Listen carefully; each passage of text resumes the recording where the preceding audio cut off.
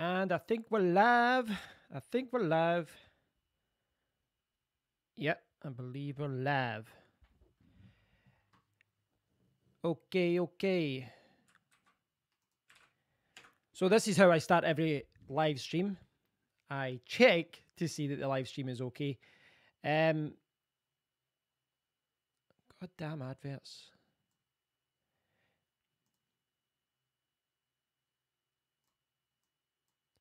Think everything's okay. It is annoying doing that, but it's very annoying doing that, having to do that at the start of a video. But at the same time, when you're doing a live stream for an hour or two, it's kind of a necessary evil. So, for those of you who are not a subscriber to my channel, or even for those who do, they do subscribe but haven't actually watched one of my live streams, essentially what I'm going to do is just chat. I'm just going to chat away and talk about a number of different things. In the past, I've actually, set out some subjects to talk about. I have got a few things that I want to talk about in the video, but what I've found recently when I've been streaming live is that when people start logging in and they start chatting to me, what I'm talking about kind of gets derailed, and I like the organic feel of that, where I just chat to people and I just interact with people, subscribers and whatnot. So that's something that I'm hoping to do in the stream. I've got my mini SNES here. I could always load up another game. And we could play a game of something, whilst we're chatting. But so this week I've picked up a few things. You will be seeing reviews of them over the next few days. I unboxed the Stream Deck earlier today, and there's a full review coming with that. I finished it today, or in fact, I finished it yesterday, but it's coming on Friday, I believe. So there's a lot of things like that's really helping me with my setup, and all the products are kind of helping me stream. The cam links allow me to film there and play games at the same time, so I can record with two cameras and a webcam if I want. It's I guess in some respects, some people might think this kind of thing is overkill, but it's just a part of trying to get a better solution for YouTube, a better recording setup. So I've been looking at a few things this week. Normally I try and keep up to date with the phone news, but there doesn't seem to be many things. There doesn't seem to be many things happening just now in the phone world. The Pixel 2 is already out. There isn't any major phones coming out. It kind of gets a little bit quiet at this time of year. I don't know if it's just because companies are gearing up for, Black Friday and all of that. By the way, that's really annoying me right away. What are we, a week or so away from Black Friday? My inbox is getting absolutely destroyed already. I've probably had about 20 emails about Black Friday already. I get it as well because I've got a website and I do it, I promote certain companies and things like that on my website. So I get them from companies I've bought things from, but I've also got all these other emails from companies that I've promoted before. And the companies that you're trying to help and you're trying to make money with, they're actually worse. They are actually worse. They send you so many emails. And for quite a lot of them, I've actually marked them as spam because they don't give you any way to unsubscribe.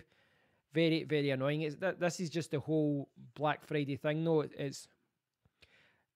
I guess it's good if you're looking for something, but it's kind of overkill as well.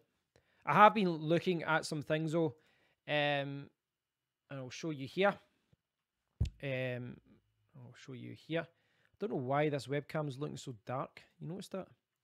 Anyway, I was just kind of looking at different PCs. So I've been looking at PCs a lot over the last week or two. I'm just kind of vastly aware that my laptop isn't good enough for what I'm trying to do as far as streaming and things like that. So long term, it's something I'd like to fix. It's not too bad just now. My laptop is pretty decent as far as laptops go. It's pretty powerful. It's a quad core 6700 HQ, 16 gigabyte of RAM. I don't have any problems with streaming. I'd like a better setup and I'd like more storage and I'd like, better performance. I've been looking at all the different PC builds and things like that. The big news this week was that the 8700K, well, the last few weeks, is the 8700K that's coming out. So the 8700K is, well, there's the eighth generation of chips from Intel are coming out, and they're giving the Ryzen chips a run for their money. There's a lot of people very impressed with them. From a pricing point of view as well, they seem pretty good. So a lot of people who are opting for the Ryzen chips, the AMD chips, are maybe going to switch back to the Intel chips. It'll be interesting to see, some more tests and reviews, and the more consoles are coming out. I think there's a kind of a hold up now, just now, with a lot of the chip. Like, for example, the 8700K was released a week or two ago, but there's very few companies that are actually stocking it. So there's not as many PCs coming out. I was looking at a few companies online that have got it, and you're going to have to spend a lot of money. I think in the UK it's about, I can't remember, is it the 350 mark for the 700K? But it's 6 cores, 12 threads, and it looks quite good.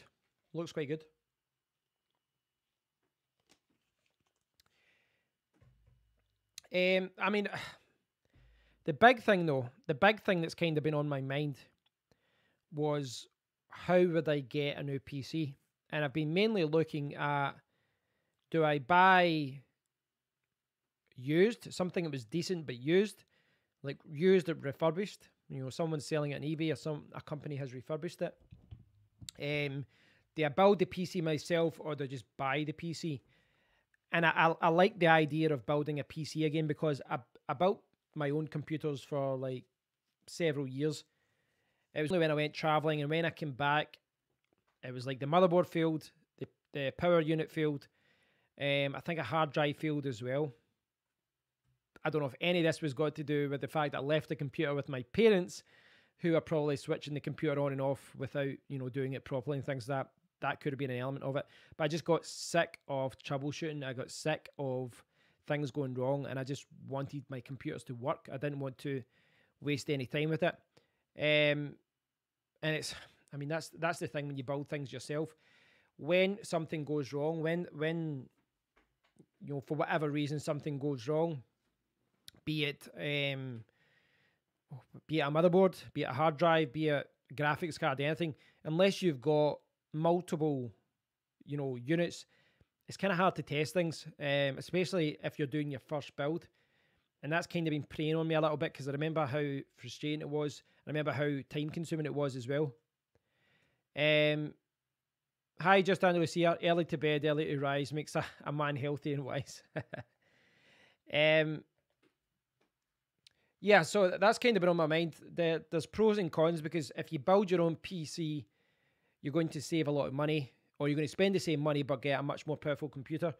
But you're kind of taking your own risk. I do like the idea of building it, saving money, and building everything myself. But I also like the idea of just buying one from a company, paying a little bit more, but getting a guarantee, getting some sort of comeback. Do you know what I mean? And unfortunately, that's not something you get when you build it yourself. You're kind of on your own. But I still like the idea of tweaking it, and things like that. One option would be to actually buy something used in the meantime for 6 months or a year, and play around with it, buy some parts, and get back into building PCs, because things have changed. I mean, I've looked at a lot of the builds that are out there, and a lot of things have changed. Because when I was building PCs, graphics cards were like little single PCI Express things that were tiny, and now they're huge. They're absolutely huge, with big, massive fans in their own and things. So just things like that, they've all changed. The whole setup of building a PC has changed. So I'm reluctant to. I know that if I just dive right back in there and just throw money at it to build a PC, I know there's a high risk of me messing up and then paying for it. I don't know. I'll need to look into it more. But I do like the idea of building PCs again. It means that you're not making any sacrifices, and that's the problem when you build a PC. Most of the time is that you have a sacrifice because you have to pick this or that and leave out something. But I guess that's less of an issue now, because back in the day you couldn't actually configure things as much as you can today. Now you can go into any website and you just tell them, I want this motherboard, I want this, I want this, I want this, and they'll build it for you. But the more expensive the parts are, the more you'll have to, the more of a premium you'll pay.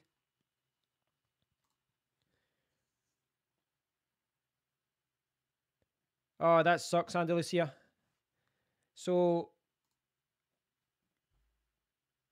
all day Sunday formatting a PC. I hate days like that. I've had days like that where I've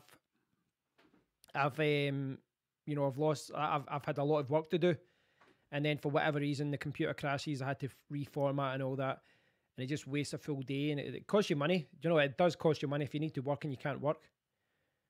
Yeah, I don't. Yeah, I recommend getting to bed. Get to bed. Get it sorted in the morning. That's the way to go.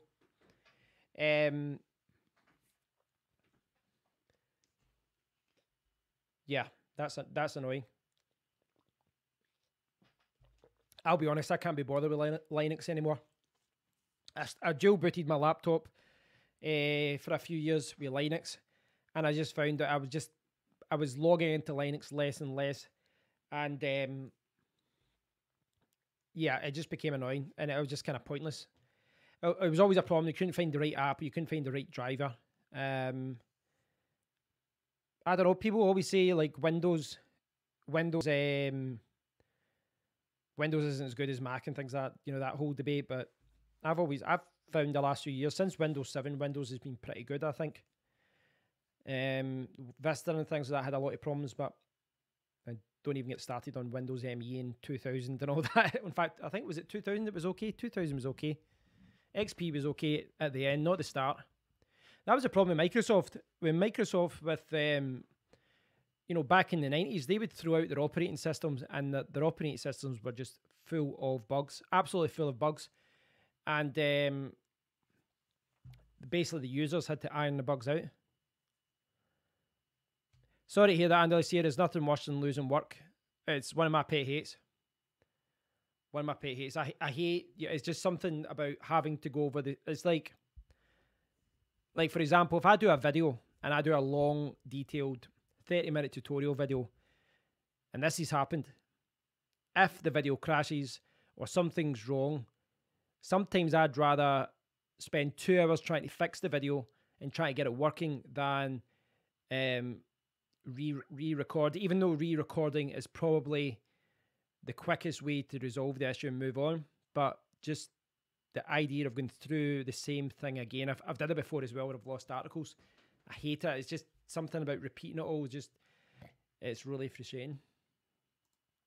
Did you know Thunderbird has very little support for Outlook accounts in the service? You talk about the email client in Linux. I think it's called Thunderbird, isn't it? I'm talking with a lisp tonight. I don't know what it is. I don't know if it's because I'm drinking or not drinking enough. Yeah, I never used that.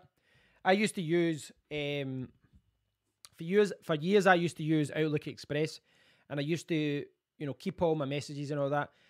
And then when Gmail came out, I was one of the first people. I don't know how I got it, but I was one of the first people to get one of the test accounts for Gmail. And I never looked back. Being able to sync everything through Gmail. And I never used any kind of self-hosted email client again. I always used Gmail or Outlook or something. Just didn't make any sense for me to use that. I just think it's easier having everything synced because I can, access Gmail on my phone, computers, whatever computer I'm on. Got to be rude and eat. But I had a look at Thunderbird once, just when I tried Linux, when I had it installed, I checked it out, but I don't think there's a big market for it now. I don't think as many people, unless you're working for a company, then that makes it a little bit, it's a little bit different, but I don't know. I don't know if I can show you the, yeah. I'll just show you the, so see that Stream Deck thing I did the unboxing for? That's it there. Pretty cool. I really like it. So I can push any of those buttons and I can, load an app, or I can print screen copy the there's lots of different things. I've got my websites and stuff in there as well. So whilst I'm recording, whilst I'm streaming, this is what I've got in front of me, and this is what's, so watch this, look, I've got two pictures of cameras. So I'll go to that camera, I'll go to that one. I'll show you all in the video. The video will be published in a few days. But yeah, it's really cool. I mean, it's expensive for what it is, really. It's I paid £120, so it's quite expensive in that regard, but I quite like it. It's got a little thing here as well. Just see if I can, it wasn't working there, see if I can get it.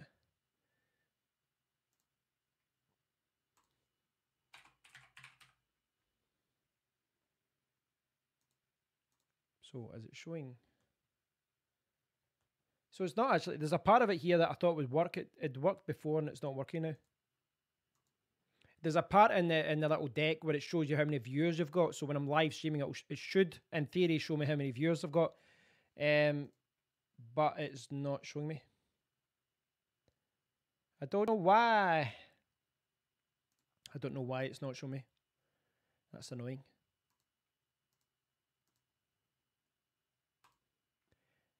That's one of the coolest things that I wanted. It was working the first time, but it's not working now. I don't know why. But yeah, so there'll be a review of that in a few days' time. It is quite a cool little feature. The other thing,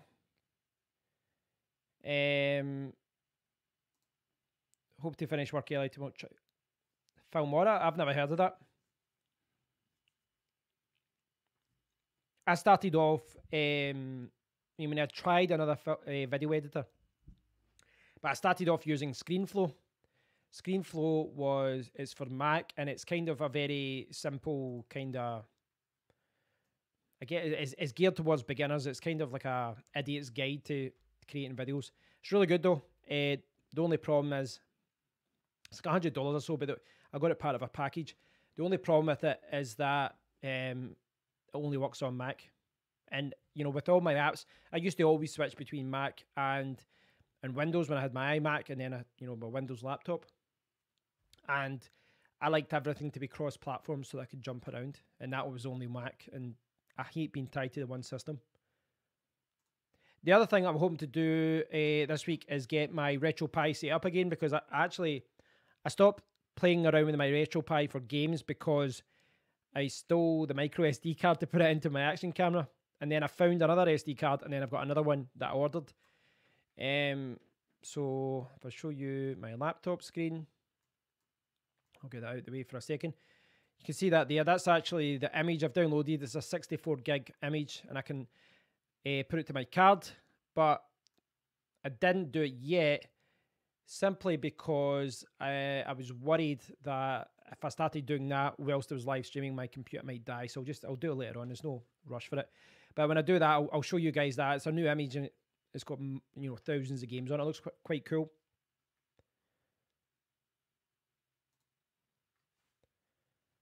Have a Deka. What's that? A Deka? Is that a misspelling, or is that what it's supposed to say? A Deka? Never heard of that.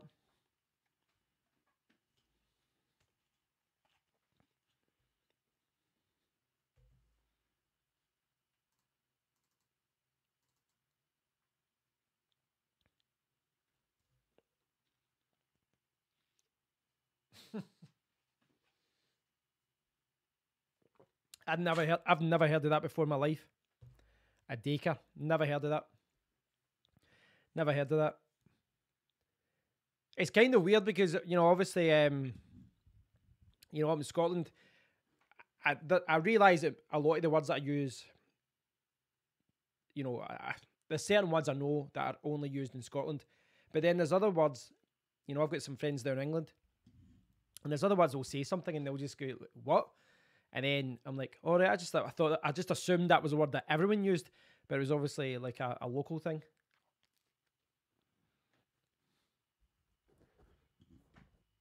I had that as well when I was traveling South America, where I would learn a word, and then I would use it in another country, and then someone would have to point out to me, no, that's only like in Chile, or that's only in Colombia, or that's only in Ecuador. They wouldn't, it was a regional thing rather than a global thing, which was an absolute nightmare for me to try and remember, because you'd learn a word and then you couldn't even use it really.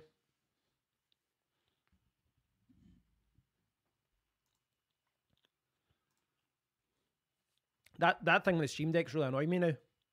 It's supposed to show you the number of viewers while you're streaming live, and when I first set it up, it was showing 0 viewers, which I guess is alright, but now it's not showing anything. I don't understand, because it is linked to my YouTube account. Everything else seems to be working okay. For whatever reason, that part doesn't seem to be working. It's got a part here that says YouTube message. Test message, right? So I'm going to put test message and see what happens, right? Right, so test message. Right. There's a good chance it's not connected. Maybe that's the problem. Maybe I need to sign back up to YouTube to make this work.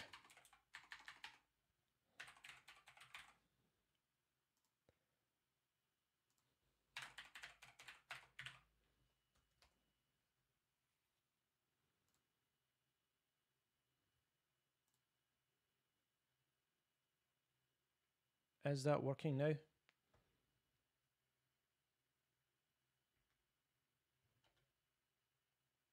Yeah, it works. Right.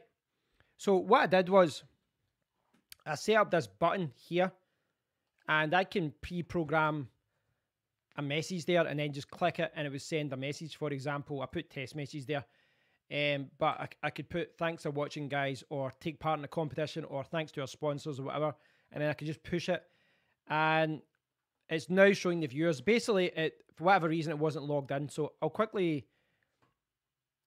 3 at the moment. Sorry, what were you talking about, Just Andalusia? What were you talking about 3 at the moment? No, Evo, no, you're not late to the party. Party's just been started, actually. There hasn't been a lot of people watching. I've been on... What have I been on? 22 minutes.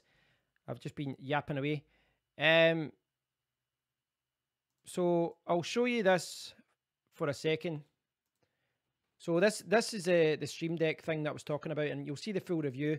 But I've not done this live yet, but see if you look at the forget it there. See that one there? That's showing me exactly how many people are viewing right now. So it should say 3 or 4. Yeah, it's saying 4 now. It's quite cool. The other thing, the tweet allows me to send a tweet right away and say I'm on YouTube live, and I'm in the wrong camera. So you can see here I'm in the wrong camera. So I'm going to switch. Quite cool, eh? Look at me being all professional. So welcome, Evo Gage. Lewis, good to see you. Last time you were on a bus. OLED keyboard. What, you mean like with a kind of flashing lights? I've got the review of that scheduled for a few days. But that's the first time I saw the viewers thing working, because I couldn't try it live. Must admit, that's quite cool. That's really handy. It helps me see if I'm just sitting here talking to myself, or if there's anyone out there actually listening.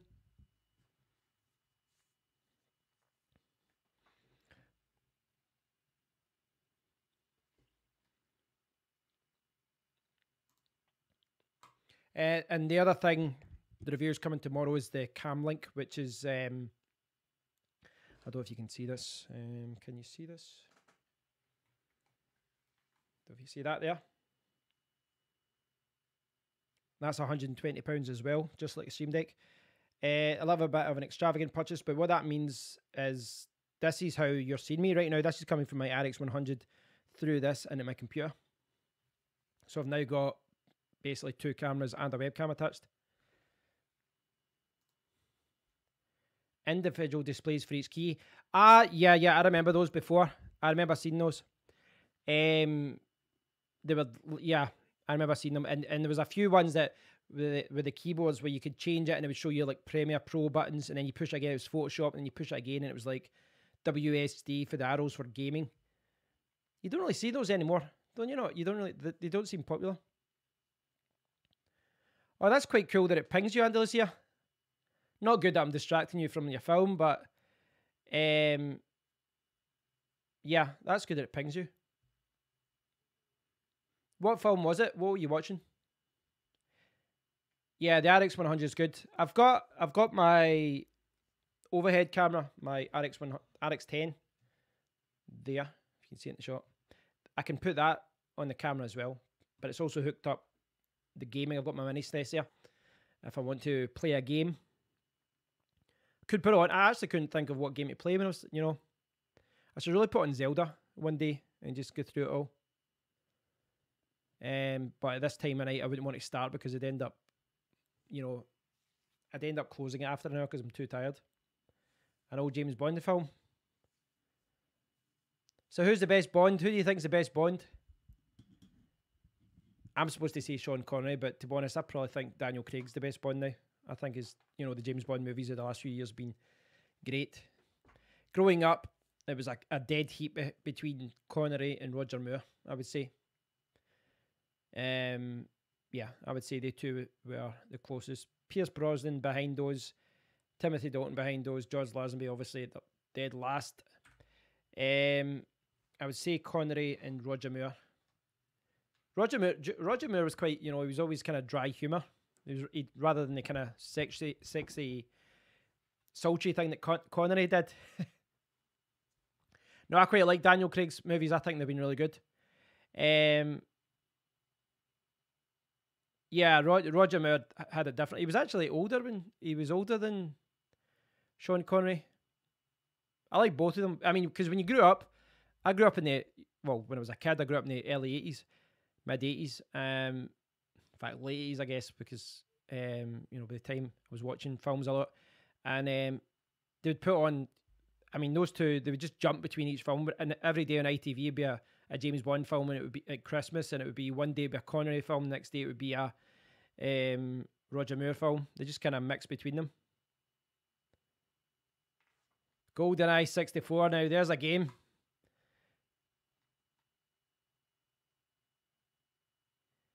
Roger Moore had, let's say, Roger Moore had more. Yeah.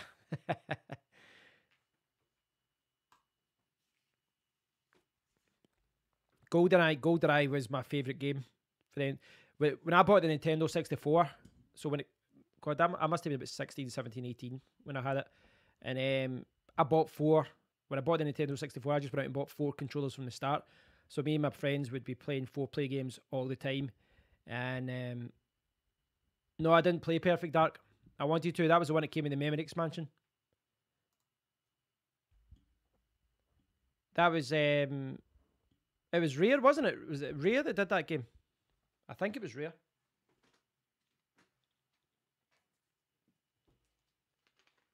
I showed you my Nintendo 64, actually. I showed you that, I think, in a video.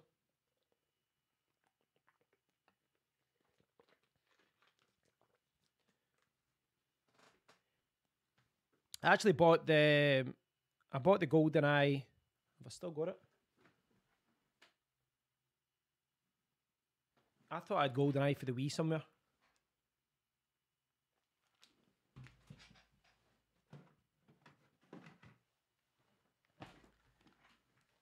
It wasn't the Wii, it was the Wii U.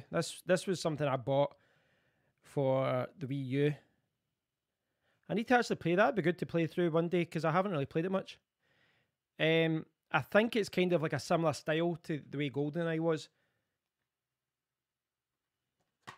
I don't remember playing this much though. That could be cool. That could be a good game to play.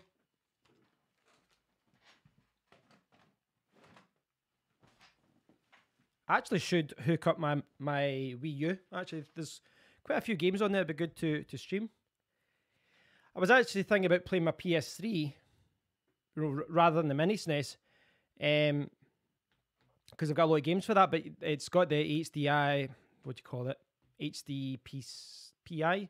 It's like the protection to stop you from streaming games. It can be turned off in the PS4, and the PSC you couldn't turn it off, and you need to buy like a little cheap HDMI splitter for like £10-15.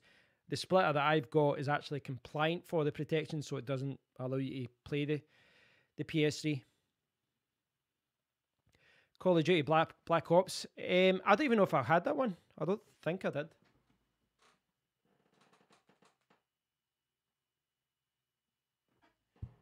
I'm just looking at my PS3 games up here. I think I've got there's probably 5 or 6 games that I gave away other at friends' houses.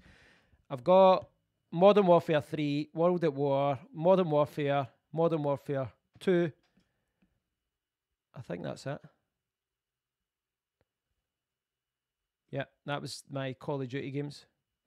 The Call of Duty World War 2 game actually looks quite good though. I quite like the look of that. The only reason I've not went for it yet is because, well, just from a time perspective, I know, I'm kind of worried to get the game because I know what it's like. It just takes over your life.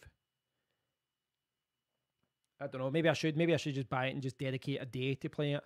It looks really good. And then I could just play play an hour at a night or something like that. But Call of Duty is just a game that just, just kind of dominates your life. There's been really good reviews of it though. I tested. I played the. A lot of the Call of Duties over the last few years, a lot of them has been the kind of futuristic ones, and I wasn't really a big fan of them. But I quite like the strategy games as well.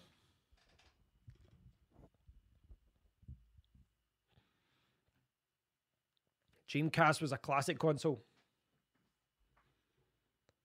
I don't know why Sega hasn't come out, this whole mini thing. They've got a lot. If they could just get off and just kind of develop something, if they come out and just developed an official Mega Drive console that emulated games, took original cartridges, and included 50 games or something, that'd be amazing. They could do it with the Saturn. They could do it with the Dreamcast. They've got a huge catalog of games, and I think there's a big market for not just releasing like a Dreamcast collection on disc, like Dreamcast collection 1 of 10. There's a market for including a console with the original style controllers. I mean, look how much money Nintendo is making from the mini SNESes and the NESes as well. Everyone is trying to buy them. I've got friends that don't even game that much, and they've been buying them as well.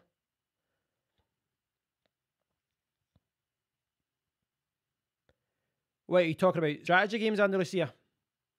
Strategy games? Is that what kind of games you're talking about?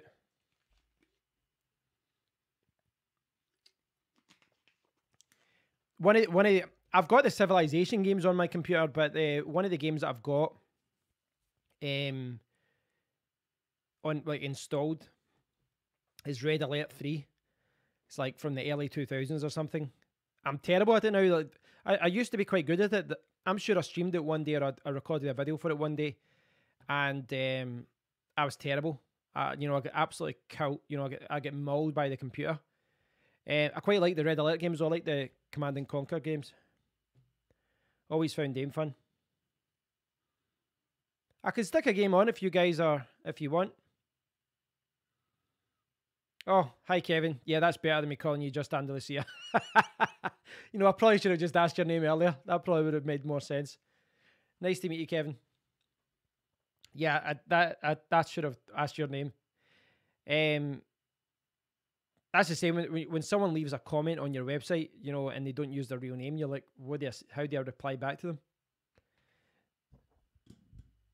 It's one of those things.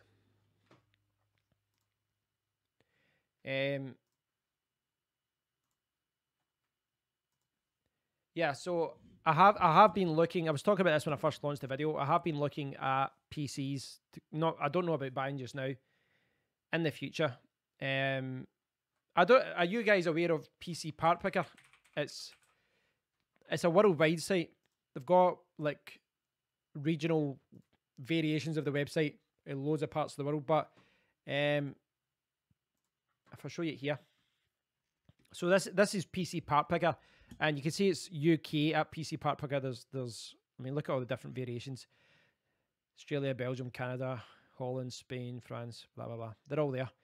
And it's really cool. Like, people will submit their builds and they'll show you what they've been building. There's guides, and you can see completed builds. People have completed their computers. It shows you what the total price was.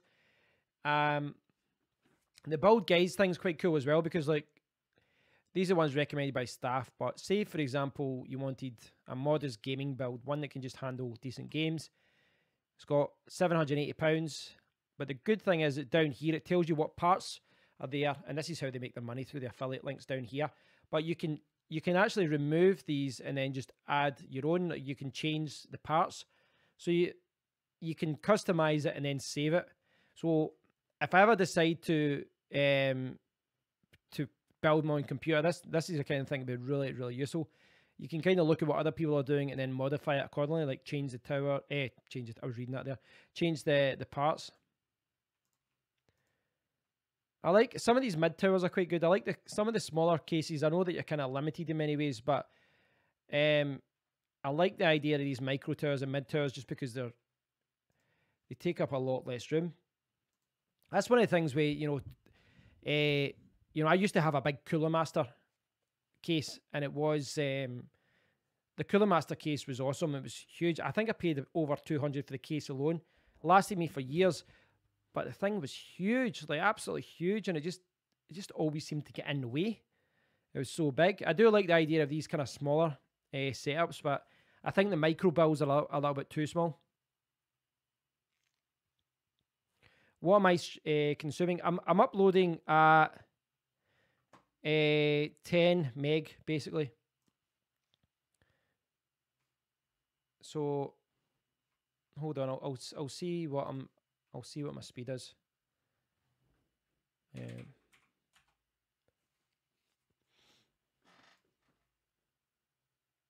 It could be a problem with my connection more than anything else. I'm consuming 10 meg. I should have about 20 meg upload. My download, this is an annoying thing. You know, I'm paying a lot more money to get higher. The quoted is 300 meg download, and I'm normally only getting about 70 or 80. But it's the upload that's important. And right now, 15, 16 so far. Should be higher than that. Yeah, I'm getting 60 megabytes. It should be higher than that though. Happens a lot. This is quite annoying. We're getting 60 meg. Let me try that again. I should be getting a much faster time.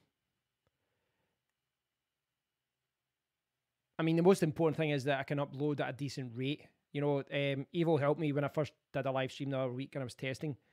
And, you know, when I had I think it was only on a 5 megabyte upload, and, you know, the video quality of the video wasn't very, very good. And my computer, like, I couldn't even access the web, or everything was shutting down. Kevin, that sounds a little bit erratic. 2 meg to 25. Yeah, I only get 14 megabyte upload. That's actually quite disappointing. I'll need to test that more. I do need to test that more. It's a little bit annoying because they're charging me for the top rate. They're charging me for the top package. And I realize you don't always get that. But I'm getting 77 download. I was getting that in the lowest package, and now I'm on the highest package, which should be 300, and I'm not getting it. So a little bit frustrating. One of those things. I'm sure if you're in the UK, you have similar. In fact, I'm sure if you're anywhere in the world, you have problems like this. But in saying that, as someone who has travelled, I know that the UK is actually pretty decent. We're not as high as like Korea, where they've got all the crazy speeds. But you know, I remember being in New Zealand. I lived in New Zealand I was like travelling, and we had an apartment, me and my friends. Well, we're in the apartment for 3 or 4 months, but we're there about 6 months total. And the internet connection was probably about a tenth, maybe a little bit better than that, but say it was a quarter at most, a quarter of the speed of what I was getting in the UK. It was probably less than that, and it was 3 times the price.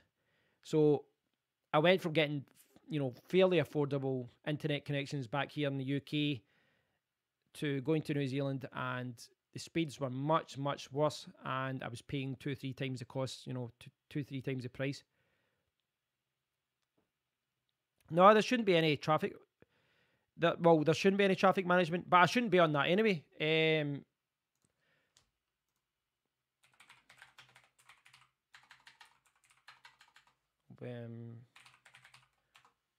See if I can find this. I'll show you what I'm talking about.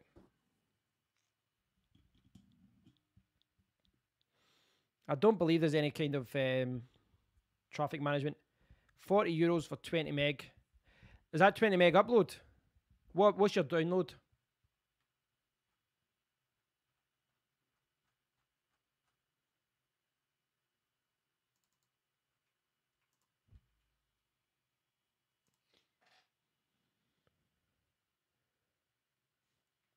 So I'll switch to this for a second.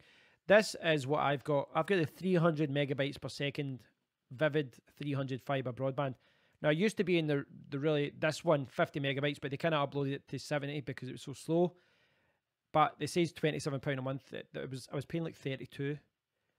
Yeah, I was paying that. So I don't know what because it's the first 12 months and then it's 38. So I should be getting 300 meg download and up to 20 megabyte upload. Now, usually I do get closer to the 20 megabyte upload, but from download perspective, the most I've had is 220, but a lot of the time I'm getting like 60 or 70. So that's a little bit frustrating. I guess, I mean, I'm not going to complain too much because, switch back. From my perspective, from the the kind of YouTube side of things, it's the upload time that's really important here. It's so that I can upload videos and live streaming things like that. But at the same time, you're paying for a service. You want to get what's at least close to what's being quoted. So I'm just doing a test again. I'm getting the same result, 16 meg. In 18, that's a little bit better. OBS was showing my rate going down there. I don't know why. Ah, right. I think when I was doing those broadband tests, it was hurting there's a certain irony there, but I think when I was doing the broadband tests, it was slowing down my connection. Briefly, I noticed OBS has got in fact, I'll show you it. OBS has got a little thing down there. See how it's kind of green there, showing 7,000 kilobytes per second. That was at 10,000. It dropped down to like 2,000. It was in the red when I was doing the video test. So when I was testing my broadband, it dropped the speed all the way down.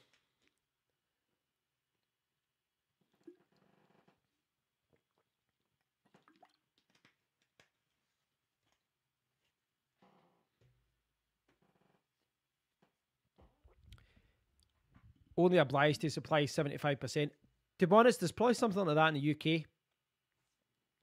Virgin is the best, I think. I mean, I've got friends and, I've been out with people that have had Sky, and even at their top package, like when I was on the 50 megabyte one, which was the cheapest package, people who were on the highest package in Sky were getting slower, like download and upload times than me. So I'm kind of with Virgin by default. There doesn't seem to be any viable alternative. Well, for someone who works online, and certainly someone who is on YouTube, if you're uploading a lot of videos, if you're doing live streaming, you would need a good connection. And Sky seems erratic, and their connection speeds are always bad. I think Sky still goes through BT, doesn't it? I think that's how it works.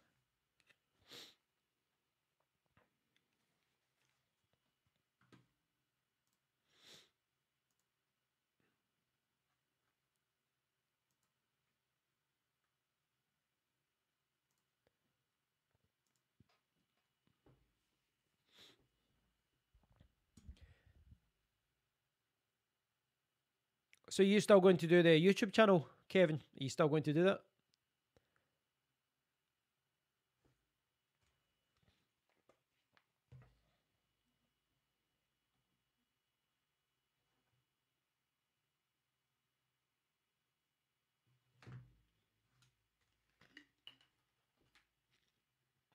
I feel like putting on a game. I can't think of what. Let's see.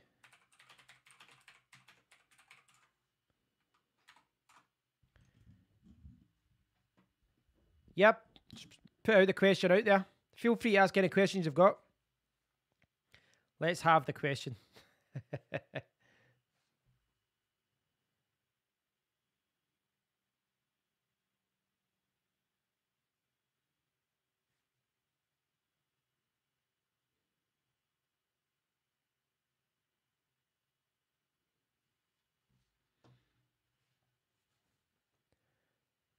You have an Amazon Fire Stick which streams all films, no problems, even with low internet.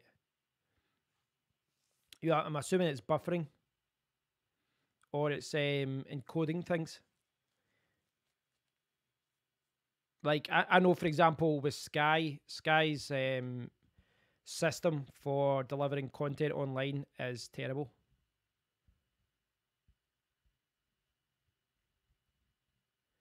It's got to do with them. It's not your connection. Through my PlayStation 4, I have Amazon, Netflix, Sky. My friend James has got, well, he had the full Sky package. He's brought, I think he's removed some of the things. He's not got some of the sports. I don't know. He's removed some of them. But anyway, he signed into my PS4. So I've got Sky Go through my PlayStation 4. So before I upgraded my broadband and I went from the 5 megabyte upload to what I'm on now, which should be 20, but sometimes less. When I was uploading a video, so I would upload a video and could be 20 minutes, could be 30 minutes. For a really long video, it could be an hour, whatever it was. When I uploaded that video, whilst it was uploading, I couldn't watch anything on Sky, but I could watch everything in Amazon and on Netflix in HD, and there was no problems. I don't know what it is with Sky. Maybe it's a similar situation with the Google Box, but it just wasn't buffering. It wasn't, handling it better. It wasn't, I don't know. It just wasn't working. Because I was trying to watch the F1. It was a video uploaded the other week to my YouTube channel, and I was trying to watch the Formula One, and I couldn't watch it. I couldn't watch it because it was just all blocky. I could hear it, so I sat actually on my computer down the stairs and I listened to the Formula One, but I couldn't actually see what was happening. And it's just because I was uploading at the same time. But now that I've got this faster internet connection, I can upload videos and at the same time I can still, watch Netflix or watch Amazon, things like that. But I would say that's a problem with the service. It's nothing to do with your internet connection. It's just the way that they handle it, the way that they throttle stuff, and I imagine their encoders and stuff like that. That must be something to do with it as well.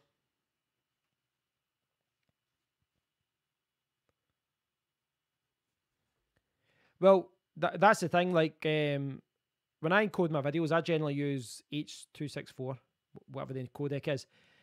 They're moving to H.265 for 4K video, so they can deliver 4K videos at, say, 15 megabytes per second or something like that. But so, I don't know. It's just one of those things. Improvements in codecs and that will maybe sort it. I know Sky, in that kind of regard, they're kind of way behind in this, which is quite a surprise, because Sky is such a big company. They make so much money. It's just bizarre that they're so behind in this now. They've kind of missed the mark. I was actually just looking there on about the best SNES game. I don't know what for some reason Metroid comes up there. I'd agree with Zelda. See, Super Metroid is a game I've not actually played through. I've tested it. I've never played it right through. Secret of Mana is a game I've put it on and I've played it, but I've never completed it. Final Fantasy VI, which is Final Fantasy 3 in America. Street Fighter 2, Mega Man X, Actors. That was a shooting game, wasn't it? Oh, there's Final Fantasy 3. Yeah, that's the same game, isn't it? 94. Oh, that's a different one then. I don't know how they was. Zombies Ate My Neighbors. That was a great game. See that one there?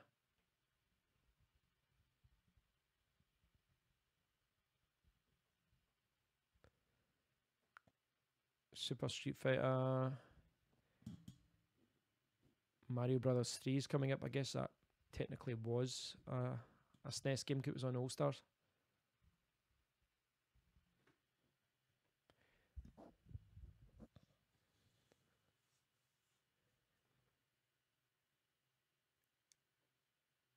See, I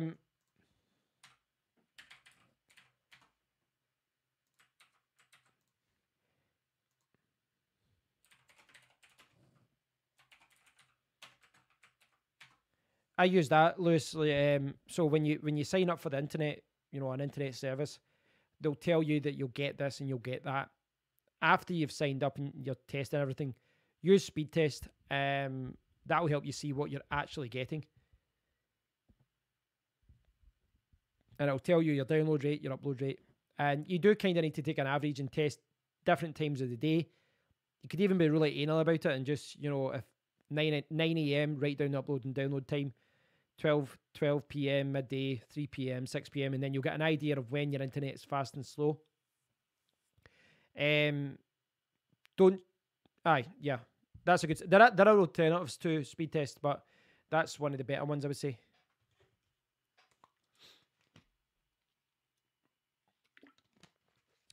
Yeah, Kevin, understand it. It takes time.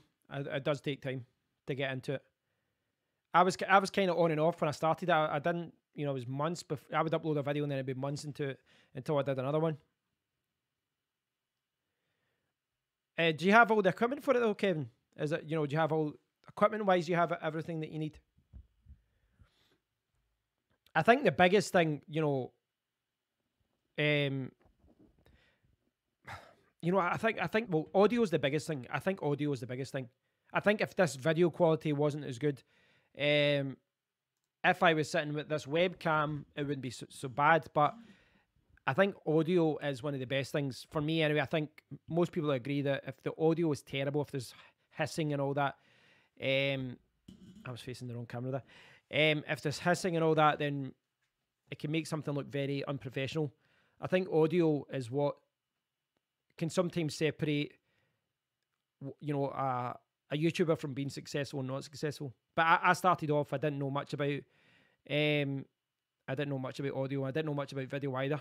And I still don't, if I'm honest. I'm just getting there. I'm getting there. So you're using your Mac for recording, for screenshots and stuff. What I would say about all that though, you know, in hindsight is always a wonderful thing.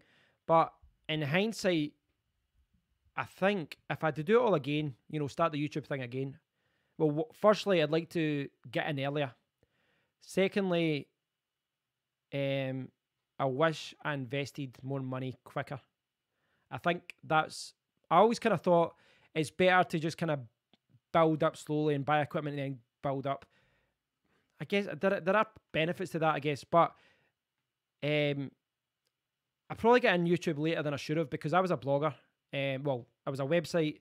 I've owned websites since 2000. I was writing articles on the web since 2000. And then, you know, I kind of fell into forums and then I was building blogs and stuff. So I was already producing content. So YouTube should have been a natural evolution, but it just wasn't on my radar. I just didn't think about doing it. I just assumed it was all people doing silly videos. I didn't think it was anything that, you know, that I wanted to do. But if I had to go back, say 5 years, I can't even remember when my first video was. If I had to go back 5 years, whatever it was, uploading my first video, I'd probably, if I could just delay uploading videos for say 3 months and just work my ass off, and then just went out and spent like $2,000, bought a good computer, bought a good camera, bought a good microphone, I think I'd be much further ahead than I am now. Don't know if that helps you. I'm not saying just rush out and spend a lot of money. But in hindsight, I think there was a lot of times my equipment was holding me back. That's my opinion. You've got a green screen. I don't even have a green screen yet. Logitech HD 1080p webcam. That's good. Be blogging using a Samsung S8. A Samsung S8 Plus is more than good enough. All I would say is try and hook up a decent little microphone. Get something like a Video Micro. You've seen my review of the Rode Video Micro, haven't you? I've got it sitting around somewhere. It is... There we go.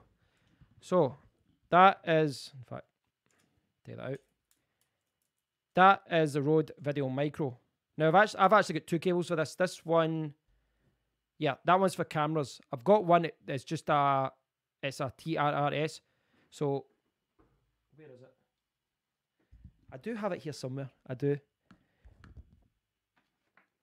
There we go. So, here we go. So, basically, this is a TRS connection. TRRS is generally what phones use. So that is for connecting to a camera, such as my GoPro, via the adapter. And this is for my phone. And the main difference here is you can see there's basically 3 lines there. If I go to the webcam. So that's, if I do it here. That's TRRS. And the TRRS, basically the phone one, has got the extra little line on it. So one of the reasons to recommend that is the fact that it doesn't require a battery. You just plug it in. Quality is really good for the price. You can pick it up for like £45 or something. It's not something I want to use. I'm looking at the wrong camera again. God damn it. It's not something I want to use as my main microphone, but it's really versatile. You don't have a battery. You don't have to worry about it ever being switched off. Works really, really well.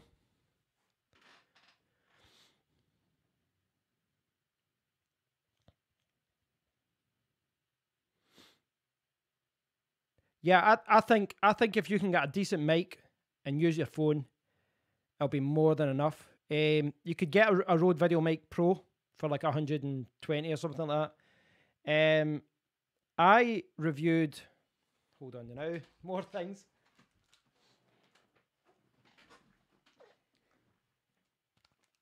This is another review that I've scheduled for a few days, but this is a tripod. Like, look at this tripod. I've got my GoPro on it, right? And it looks pretty big from there. And the fact that it is quite big. It's about 5-6 feet when it's up. It's about 5 feet or so. You can pick that up for $60, like £50, and get it delivered from China. When you put a smartphone, you know, one of the biggest problems with using your phone to record is the fact that it's the video stabilization is really, really bad. So if you can stick your camera with a mic, I've just left that there. If you can stick that your phone with a decent microphone and stick it on a tripod for a relatively low amount of investment, you can have a really good recording setup. I mean, to be honest, like, if the Samsung S8, see if you've got good light during the daytime and you stick it on a tripod, you're going to get really good video footage. The only thing it might hold it back is audio, and that's something you can improve by using like a Rode VideoMic. I've showed you before that the mic that I use is the Shure VP83. There is another one out by Rode, the VideoMic Plus, that's apparently better. Now there's the Shure, VP83. That's the one that I use. This is battery powered. You can see with the light coming on there. This is kind of the same quality as Rode VideoMic, VideoMic Pro, or VideoMic Plus. I'm getting mixed up. But I like this one because it's kind of small and portable, and I got this second hand though. I got it second hand. It came with a dead kitten, and it was mint condition. So you can buy mics second hand as well. There's lots of bargains to get out there to pick up. Now, obviously, a mic like this is not something you need. If you're going to be out there, I would say in your situation, if you're going to be out in Spain recording people doing interviews and doing stuff in the wild, I would say a portable-ish tripod, your phone, power bank to keep your phone charged, and the Samsung S8 Plus has a headphone jack, so you don't have to worry about not being able to charge it at the same time. So that's good. And you can have a microphone put in as well. You'll probably have to buy one of those little smartphone adapters. I've tried lots of them.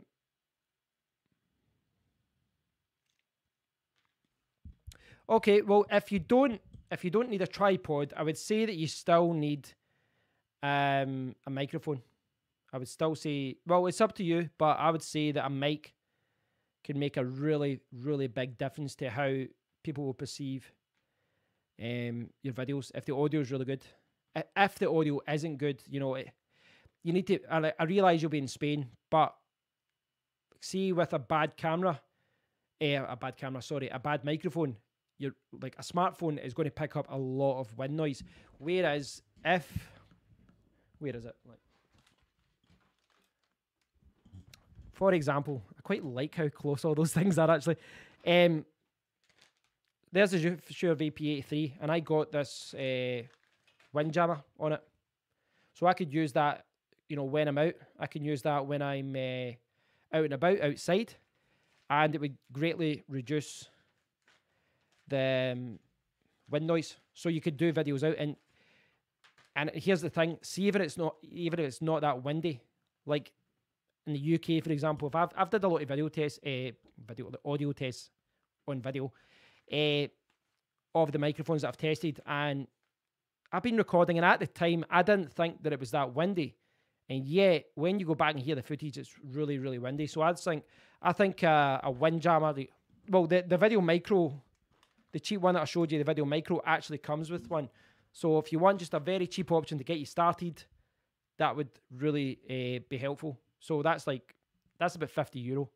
€50 would get you that, and buy a little clip from China that holds the mic and holds the phone, and you're talking what, under $10. So for $60 or €60 total, you could have a little mic tripod holder, a smartphone tripod holder with a mic attachment at the top, quarter thread. You could put on your mic and good to go. You know, obviously at that point you can add gimbals and that. The gimbals thing, I don't know. I don't know if it's overkill. I thought about buying one at one point, but I think it's not really worth it. X Emerald. I'm using an HP ZBook G3, ZBook Studio G3. It's actually quite an expensive one, but again, something else I bought secondhand. I mean, I've bought a lot of my equipment brand new just because I had to, but there's a lot of things I've bought secondhand. And hold on, let's go. Can I pull this around? Hopefully this. Right. Here we go. So this is my my laptop. This is what's powering everything. Now the good thing is it's got a lot of ports. You can't see it well. The lighting isn't good there from this camera.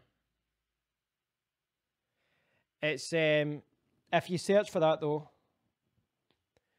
If you search for HP ZBook Studio G3, you'll see it. One of the things I like about it is that it's got a lot of ports. It's got 3 USB 3 and 2 Thunderbolt 3. And a Thunderbolt 3 can do 40 gigabytes per second, so I can do a lot of, I can connect a lot of accessories to it. I haven't bought a Thunderbolt dock yet. I'm still swaying as to whether I should just buy a PC. I think long term a PC is my solution. I must admit though, I think just because I'm looking at my desk just now and there's wires going everywhere, coming out the laptop and all that, I think a Thunderbolt dock would become, if I could just put a dock there and just put in lots and lots of cables into the one Thunderbolt dock and then just connect that, it would tidy things up a little bit. But long term, a desktop PC would probably make more sense when I'm recording in this room. A little bit of a tangent, but yes, that's what I've been thinking. But the prices of Thunderbolt docks are pretty insane.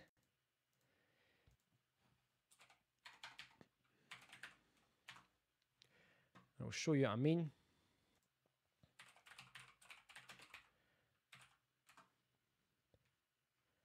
So here is eBay. It's always bizarre why they sort by highest price by default. Used. See, here's the thing. See, like that. That's only about 280 new. Why is someone trying to sell it for like £10 cheaper when it's used? In fact, it's not even £10 cheaper when you add in postage. Kind of bizarre the way that people on eBay just don't price things right. Like that's probably the dock that I would want actually. That's the dock I would want. But you're talking it's like 300 or so you can get it. You don't have to, like that's 256. Granted, that could be one of those. Oh, there's 288 from Scan. 256. I don't know if this is one of those ones that's actually China, but then, well, they've got a VAT registration. No, that's a UK shop by the looks of it. Yeah, that looks like a UK shop. And they're selling that for 256. Okay, 260 when you add on delivery. And they're trying to sell it there second hand for 275. It's insane. Yeah, like, and there's a lot of bad. There's a lot of. I looked into that, Evo. I looked into why these things were so expensive. And a big part of it is apparently licensing, and other thing is just the parts to make it work. I don't know. I think it's a ripoff. I don't know. It just seems very expensive to me. It seems very, very expensive. Now the funny thing is as well, a lot of those docks don't actually work that well. They don't work that well. There's one that's built for my laptop or my series of laptops from HP, and I reviewed it because they sent me it because basically in this laptop when I first got it, the motherboard died 2 or 3 times and other things were failing. It was an absolute shambles, and they sent me that to say sorry. And I tried it, and it was the worst thing I'd ever used in my life. It just didn't work. Couldn't get it to work. And the bizarre thing is that docking station that they sent me retailed at like £250. And you'll see, I don't know if there's any here. Yeah. So you'll see this. Yeah, this is the one that they sent me. Someone's selling it £40 without a cable. But the thing is, that isn't even a multi-device, multi-computer docking station. That can only be used with my series of laptops, not even all HP laptops, only about 3 or 4 different laptops. An absolute disgrace, but it didn't even work. It didn't work at all. It didn't even work at all. Just, it's bizarre. A GlideCam Pro? No, I've got no idea what that is. I'm going to Google it though. So yeah, the docking station thing's a little bit bizarre. Oh, it's like a video stabilizer. Is that what it is?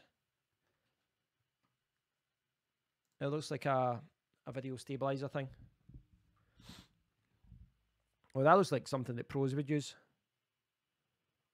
Yeah, I'm not a pro. That looks good though. God, that looks like that was taken in the 70s. Looks quite cool though.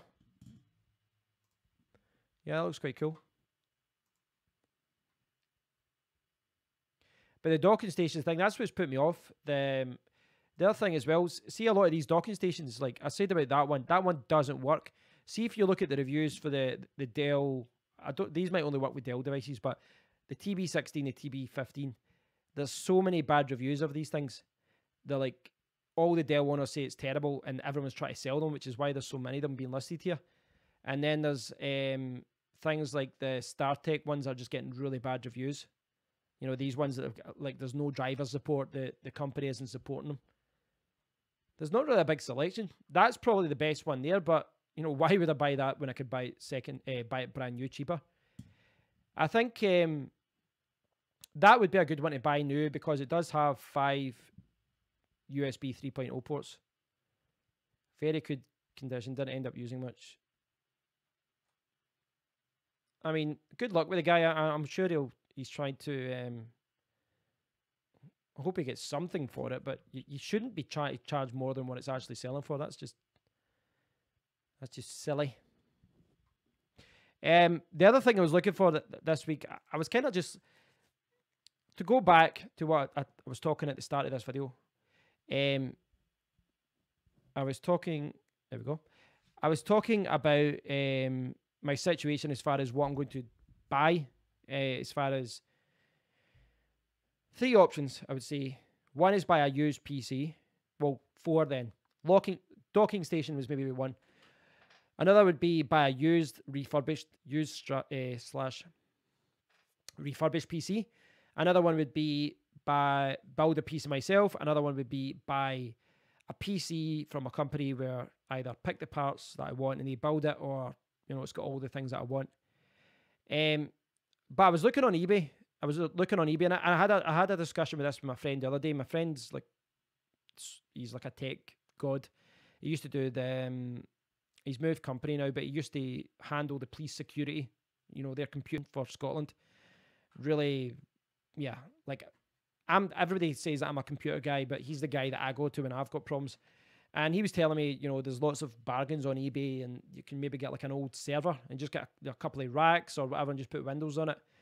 And I'll show you what I mean.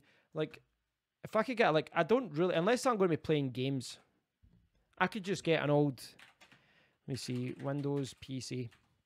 I could just get an old Xenon Windows PC. Let me see, what would I be looking for? I'd say used. I need it now. In fact, I would maybe say, what else would I say? DDR4. Now it's so I'll go by ending soonest. Maybe that'll make more. All right. They didn't like DDR4 RAMs probably. Oh, DDR3. Now some of these. Now this is a tip for anyone who's trying to get a bargain online. There's a lot of these older chips. Online, and when you first start looking at, you know, PCs and laptops and things like that, you can be kind of fooled with the marketing speak and just assume that all the latest chips are the best. But it's not the case. You know, there's chips from the 4th generation of Intel chips that hold up very well to the ones today. Not top of the line ones, but, you know, there's expensive ones from years ago, or Xenon ones, Xeon or Xeon, I don't know how you pronounce it, from a few years ago, and you can pick up some real bargains. There's a good website called, is it User Benchmark, CPU.userbenchmark or something like that, and sometimes you're really surprised by the difference. For example, the chip in mine, the 6700HQ versus the 6700K, you know, the 6700K gets like 50% more performance than my chip. You know, it's the price for having something that's mobile, and then I use it on a desk. But there are kind of Xenon processors and quad-core processors, you know, Intel ones, and you can pick up some bargains. The other thing as well is that this is what I've had an idea for. If I bought an old or a refurbished or a second-hand PC, if I bought one that had decent parts, I could then strip it down later on and use those parts. So, for example, you know, individually, when you sell something like a computer together, it sometimes isn't worth as much as it should be in a way, because say it has, you know, there could be a computer that's got that's maybe using an older chip. Say a computer's using a 3rd or 4th generation Intel chip. Now it could have an old chip, but it might have a large SSD. It could have like 500 gigabyte SSD. It could have 32 gigabytes of RAM. It could have a decent graphics card, but because the chip is old, no one wants to buy it. But you could actually buy it. This is what I was thinking. I could buy an older one, take out the parts, and then I could, you know, use them in a future build. So I've got an okay computer just now, but then down the line, when I want to upgrade, I don't have to start from scratch. I can just buy the case. I can buy the case and, you know, the bare bones, and then I can transfer over things like the hard drives, the SSD, the RAM, as long as it's all compatible. You know, as long as you kind of do your research. It's one way to do it.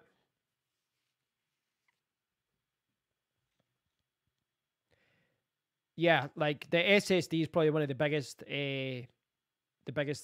jumps in performance that you'll see. Screen resolution is not fantastic, but well, that's the thing. My laptop's actually it's quite good in that respect. It's got a DDR4 RAM, can go up to 32, I believe. I've got an M2 SSD slot. It's really quick. I can put in another one, and I've got a 4K screen, which I only use in 1080p because my monitor is very old. That's another thing I need to get at one point. I want to get an ultra-wide monitor at one point. So money, money, money. Hopefully this YouTube thing will pay off at one point, and I'll actually start making money through it. Again, I've been looking at CEX because I've got credit there. So I've got £500 or so credit there. And I've got you know, I sold some other things on eBay, so I've got like another couple of £100 lying around. I wouldn't say fun money, but just money that I could put towards, you know, buying a new computer or something. But for whatever reason, on CEX, there doesn't seem to be a lot of desktop computers. There's a lot of laptops being sold, but desktops, there's not many, and the desktops are actually quite, they're not very well priced. You know, you're not getting much of a bargain at all. At all. I was very close to buying one this week. And I still think it's actually quite a good deal. So these are the Windows desktops that are available in CEX secondhand. Now, some of them are custom builds, and that just means, you know, you can't really do much research other than knowing what chip is being used, or you know, knowing what graphics card is being used. So, like, say like this one, this would probably be okay. 500 gigabyte hard drive, okay, not amazing, but it's got a 1060 6 gigabyte card in it, and it, you know, and even second hand, what are you talking for that? You know, that's £270 second hand for this. That's like a 250, £300 card that's in that directly. So you can kind of knock that off the price in a way, because I think the 1066 gigabyte is probably all you would need for a good 1080p gaming. Maybe at 4K gaming, I think it does do 4K gaming, but I think that would be a really good one to have. It's the best bang for buck. That's what I've read about it. It's the best bang for buck. So you can see here that this laptop, this desktop, £750, a lot of money, but for, you know, for an older computer. But when you consider that it's got this graphics card on it, it's got 16 gigabyte RAM. The only problem is this. The only problem with all of this is the fact that CEX tells you next to nothing. When it's a custom build, this could be DDR3 RAM, and then, you know, that's not worth as much. It's not as quick. So the graphics card is something that you would find value in. But there's other ones we can actually do some research now here. Like I've looked into these ones this week. Like that one, this one's actually quite a cool wee computer. And I actually consider this, because this is actually quite a decent little one to have. As in the meantime, it's a micro computer from Dell. It's discontinued, but it's got 6 USB 3.0 ports. It's got a little basic graphics card in it as well. It's really small. Like I'm talking super, like 7" by 7". It's got DDR4 RAM in it as well. And it's actually a really good little PC. And it's the chip in it. What's the chip? 6700. Not the best, not as good as the K, but it's got it's a faster CPU than my laptop. It's got 256 gigabyte SSD as well, so that's all good. I did though do some research, and I looked at it, you know, I kind of checked out some user comments, and a lot of people were saying that they've had nothing but problems with it. So I don't know.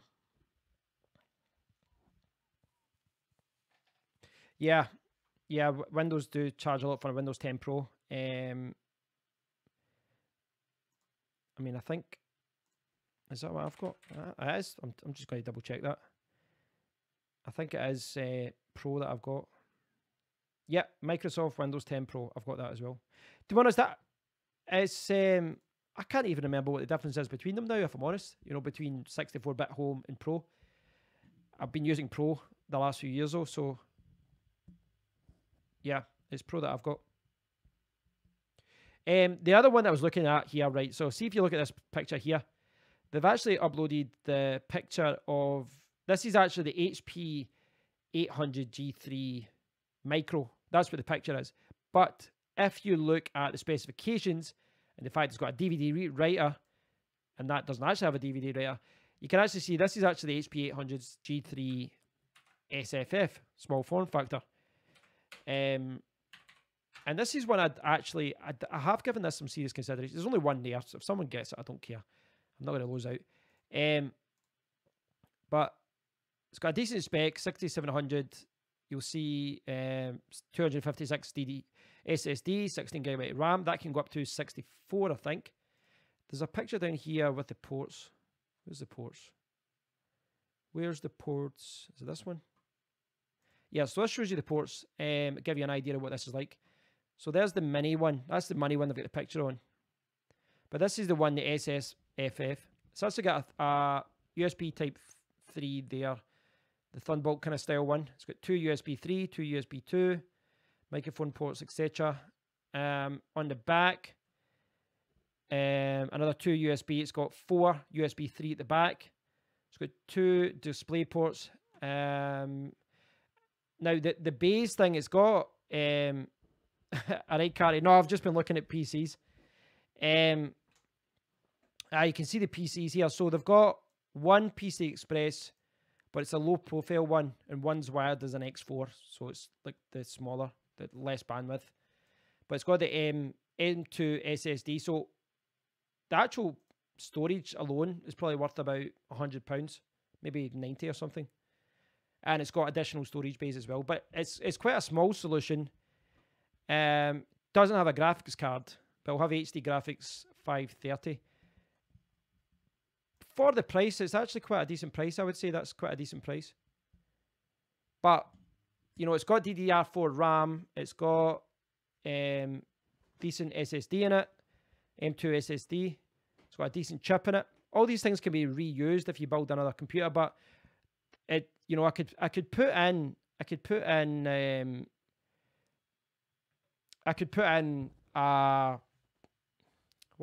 find my train of thought for a start. So dehydrated, I don't know why. I've been sick this week, that's why. I've been sick the last couple of weeks, that's why I'm so dehydrated. Yeah, I mean, it's got 256 gig, but it's got a couple of bays spare, so I could put in a couple of hard drives, I could put in a graphics card, and I could put in like a PCI Express card as well, if I want to get more ports.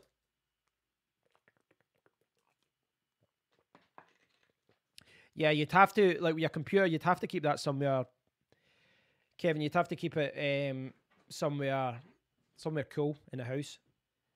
I know that's different in Spain, but not a problem. Well, in saying that, my house is really warm this week because the temperature has been absolutely horrendous in Scotland this week. It's been close to freezing all week, so I've had the heating on all the time. It's not good. I need to get out and get some fresh air. But it's got that kind of clammy feeling inside. Yeah, so I looked at the HP 800, and you know, because I've got credit at CEX, that could be one way to just get a computer there now. But it's kind of like a temporary solution. I think I'd maybe as well saving my money, buying, you know, saving up and getting an 8700K. Maybe the Thunderbolt dock is the way to go. I don't know. Yeah, I looked at them, Carty. I looked at PC Specialists. They actually do, I was looking at them today. They actually do a configuration that I think I'd like. They let you pay up, I think it's a £29 fee, but if you can get it on finance, but if you pay within a year, you don't pay any interest. So you'd be paying a £29 fee for doing that, but it's not too bad when you think about it, really. You know, if you just paid it back like £100 over a month over a year, that's not too bad. It kind of spreads the cost of spending like £1,000 or so, doesn't it? They've got a really good what do you call it, part kind of creator, configurator. I'll show you what I'm talking about. It's easier to show you.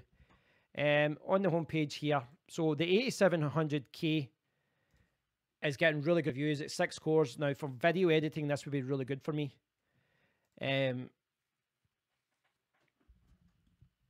There's about a million different cases you could get. I'd have to look at the different cases as well.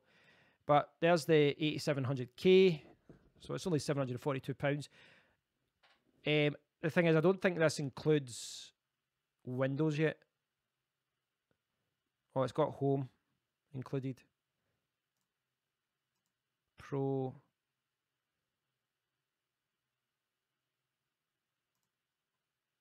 Operating system. I don't need bloody free trials.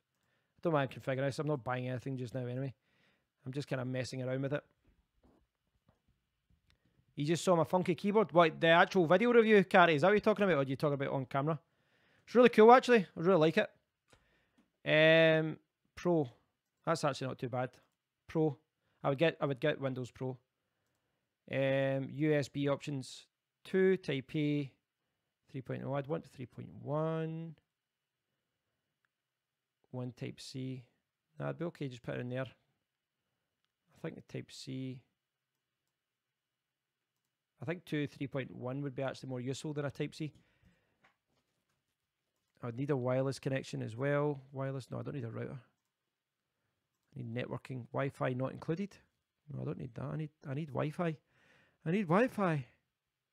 I actually gave away I gave away a dongle to CEX last week for £3, and it was a good dongle. And I was just like, that has sat in a drawer for 4 or 5 years, and I've never used it. And now I probably would use it. What's this? 400 megabytes per second. I'd have to look into that as well. Just going to get an idea. Now, one thing to do would be, if I got something like that, I could keep it minimum, and then just buy parts as I go along. And I'd only want to buy. See, why can't you just buy 116 gigabyte? Right, so there's 1200. That's integrated graphics. I could maybe do that and then buy a graphics card later. Pre-order. See, the chip isn't out yet. It doesn't say when it's coming out. It should be the next few weeks. See you later, Evo. XC band. Blah, blah, blah, blah. Got no idea what that is. Okay, Kevin. Catch you later on. Hi, William. Oh, you saw on camera. You talk about just now. Carrie talked just now about the keyboard. This. Funky, isn't it? Ah, sorry, Evo. I wasn't paying attention there. I got my wires crossed. Yeah, it's quite good. You can pick it. It's only about £45 or something. But they sent it to me free of charge. Well, they sent me a few things. Yeah, it's quite good. Quite like it. I must admit, I quite like it. Good quality. I was using a dirty old Mac before, a dirty old Mac keyboard before.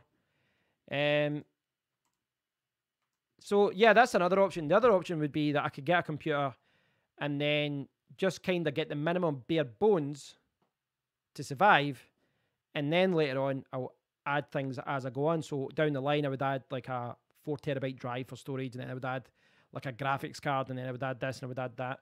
I think that's a good way to do it, because you don't need to buy those things from someone. You know, you don't need to buy it from PC Specialist or whatever. But I do like, this was what I was talking about earlier. You know, I like the idea. That's what I was saying, Cut Games. I was talking about this earlier, where I want to build it myself. It saves money. I like the idea of doing it as a project.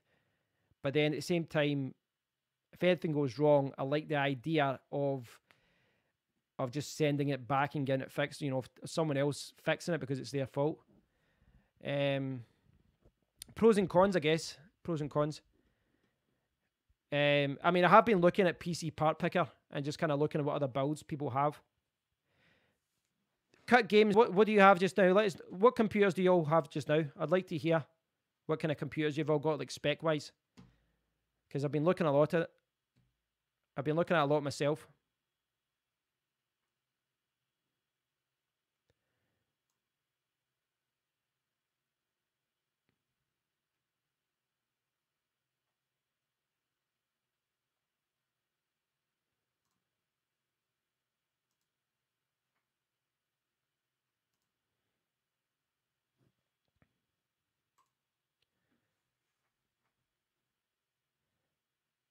What do you have just now, William? Do you have a particular brand or a particular setup?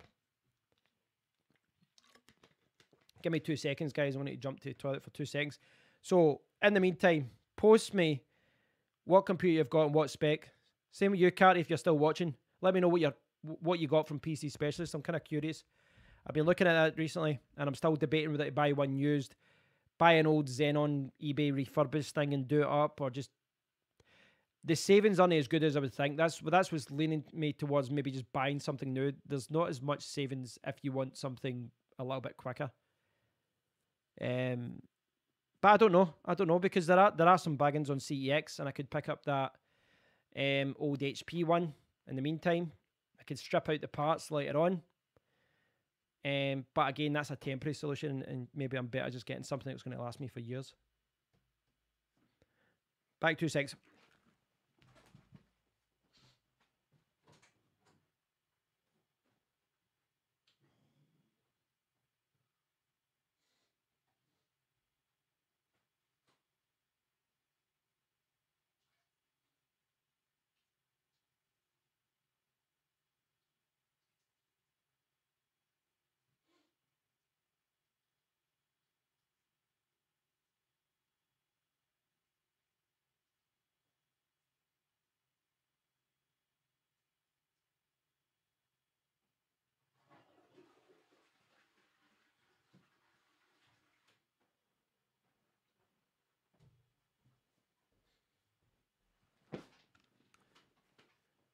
Always seems to be about the hour and a half mark that I need to jump to the toilet.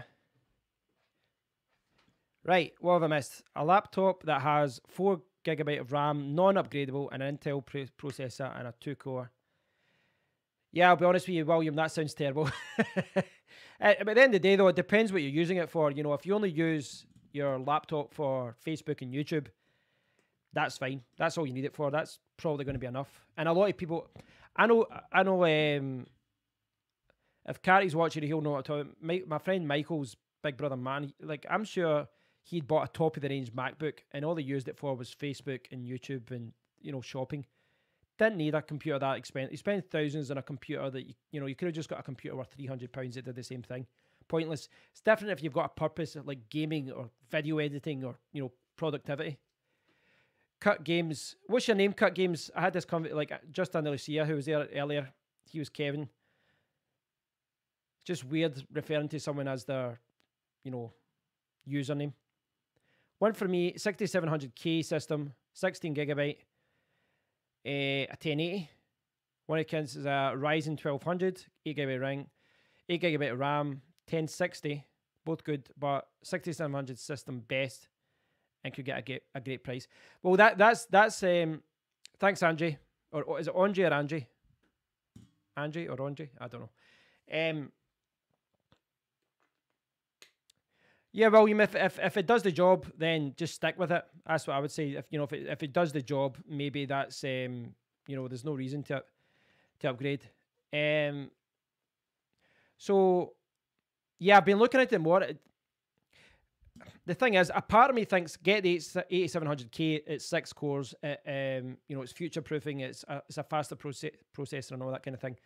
But the 6700K, maybe the 7700K if you get a bargain, but you're going to get more bang for your buck, because whilst the 8700K is going to increase performance, it's not going to increase its performance. Like if you pay double than you would for a 6700K, you're not getting double the performance. You might get like an extra 20% performance.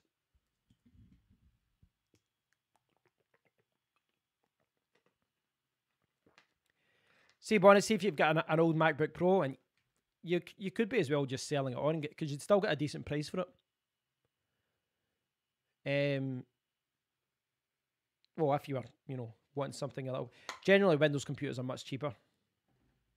I say generally, there are, like Microsoft Surface and the Dell stuff and all that. But is that what you use all the time, Evo? The MacBook Pro?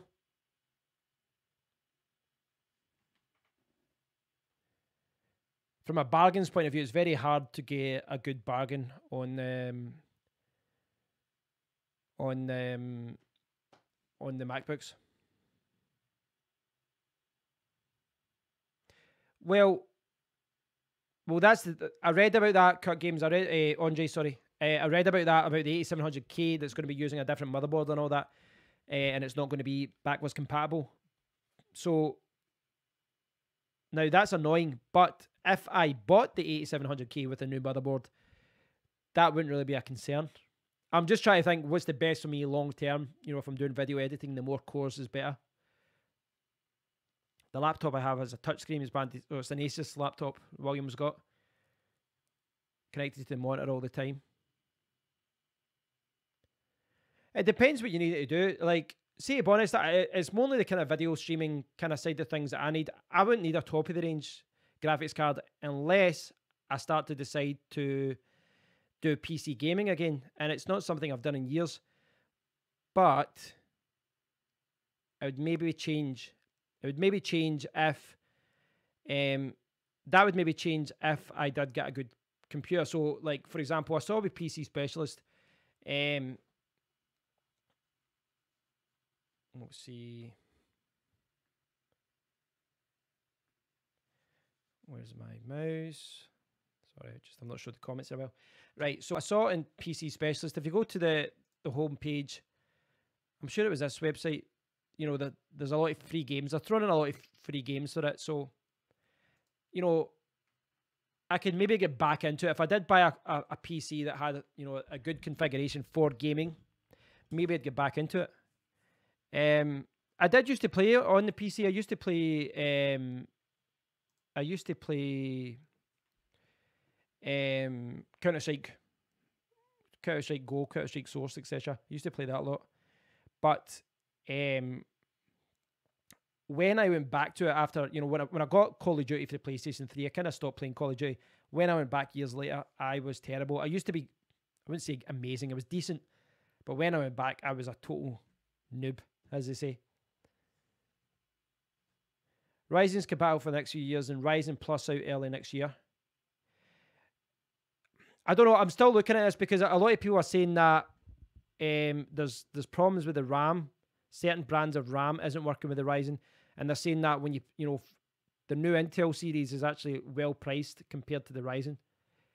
I'm not an expert on this stuff. Well, in the past, when I was building my PCs, I used to always, you know, read reviews and I was kind of on board with what's the best and all that. I'm going back to square one with all this and learning it all again. What's the best, what's not the best. What do you need to buy? What do you not need to buy and things like that. You see a lot of the PC builds, etc. I mean, obviously, a lot of stuff's cosmetic, you know, LED lights. I'm not saying I'm not going to get LED lights. If it looks good, maybe I'd put it on. But, you know, a lot of the water cooling stuff as well. It just, I don't know, it's like pimp my PC.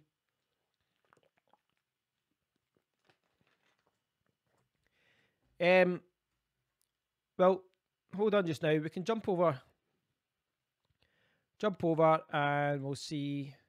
There must be an AMD section here. There we go. Here's a Ryzen section. Choose 2 can't even talk. 2 blockbuster games for free. Yeah, those Threadripper, it's very expensive, but that CPU is insane.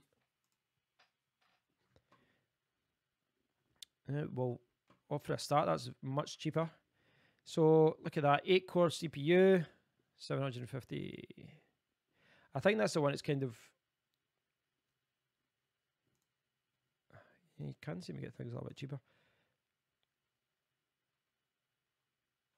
You know, I want to just, in fact, let's look at is there some pre-builds here? Some pre-built ones just so to save me having to configure it all. Next day PCs.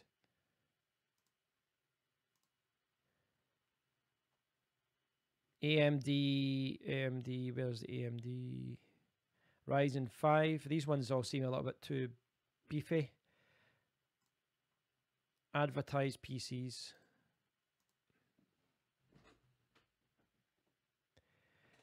Well, remember, Cult, that primarily it's video editing, it's not gaming.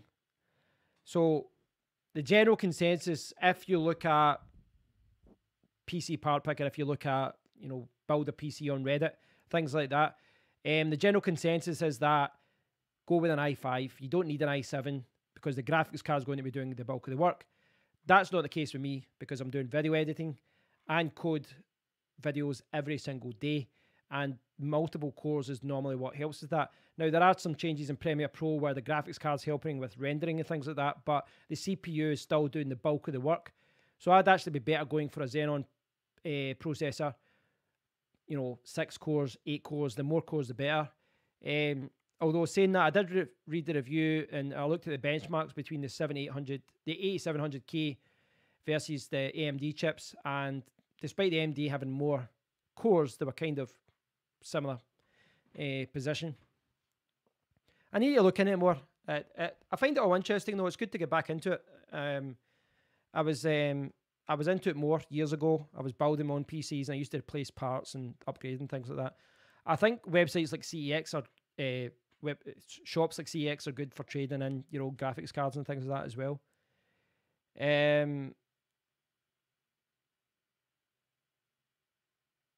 Some of the builds that they promote though is insane. Insane, I tells ya.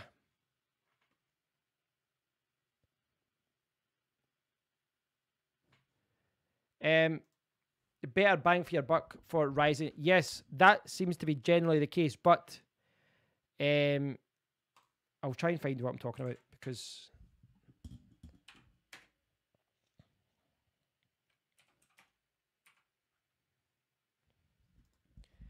there's a lot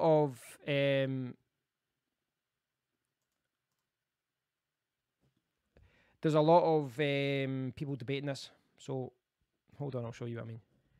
So this is a good website. Use a benchmark.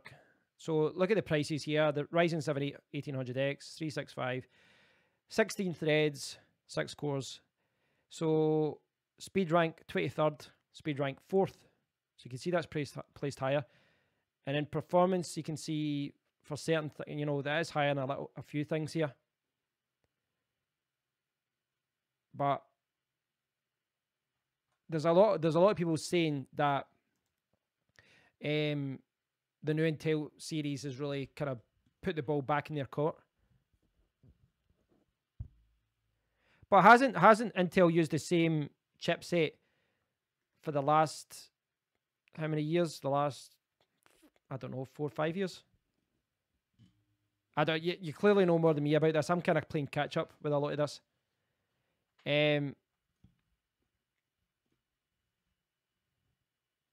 I think it does depend on what Intel chip you're talking about and what AMD chip you're talking about. Obviously, it does, because I think you can't just blanketly say, AMD is better or Intel's better. It does come down to the chip that you're using. Don't worry, I'm not going to eat this seductively.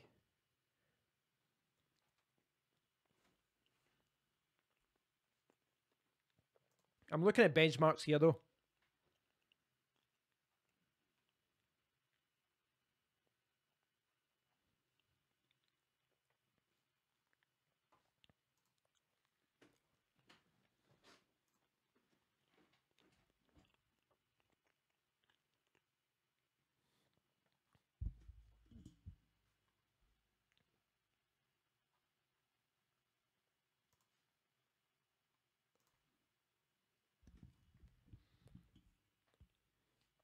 I'll drive you insane if I just start looking at benchmarks, won't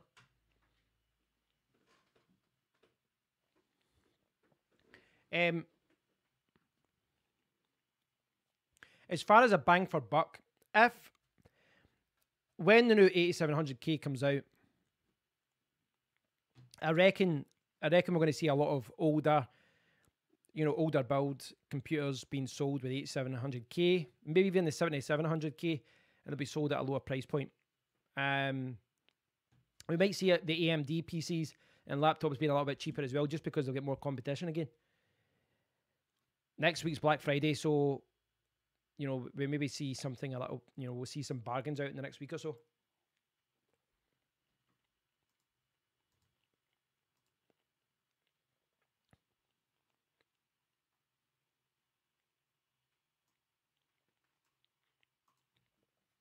I'll need to look into it more. I definitely need to look into it more. Well, that is the thing. If I do opt for a 6700K or 7700K, I'd have to realize it's a kind of limited amount of time that we'd have for it. That's why I was thinking if I was going to go for the 8700K and the price is similar to an AMD, I don't think Intel will be changing it again within the next year. I think this has been the first time they've changed it in a few years, and it's kind of like Apple changing their connector or something like that. I don't know. I need to look into it more. There are there's that many. This is the thing. There's that many companies now doing PC builds. only one that I can remember that was around when I was building my own PCs was Mesh. That has been there since the early 90s. In fact, it says here on Wikipedia it's here since 1987. I've got old computer, like gaming magazines and things like that, and Mesh computers were advertised even back then, along with Time and Tiny and things like that. 30 years. That's quite impressive for the game, for the PC industry.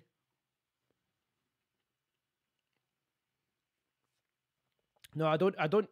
It's not speed. Well, speed's effective. It's multiple cores I need to encode videos better. So I need that. I mean, my PC just now handles it okay, but I could really drastically cut that time down. And like even, I'll check my task manager just now. I'm running around 40% CPU just now, which isn't too bad, but you imagine that I was playing a game just now, I wouldn't be able to cope with it. I would really need a much more powerful computer, or I would need a separate computer. I need this one to be my streaming computer. That's down the line. I mean, I think in the short term, it's not a major problem. Everything's working okay.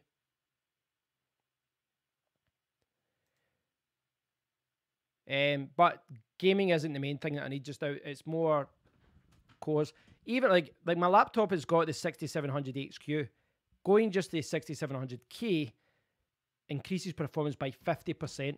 That's quite a big jump. So even going to an older chip, you know,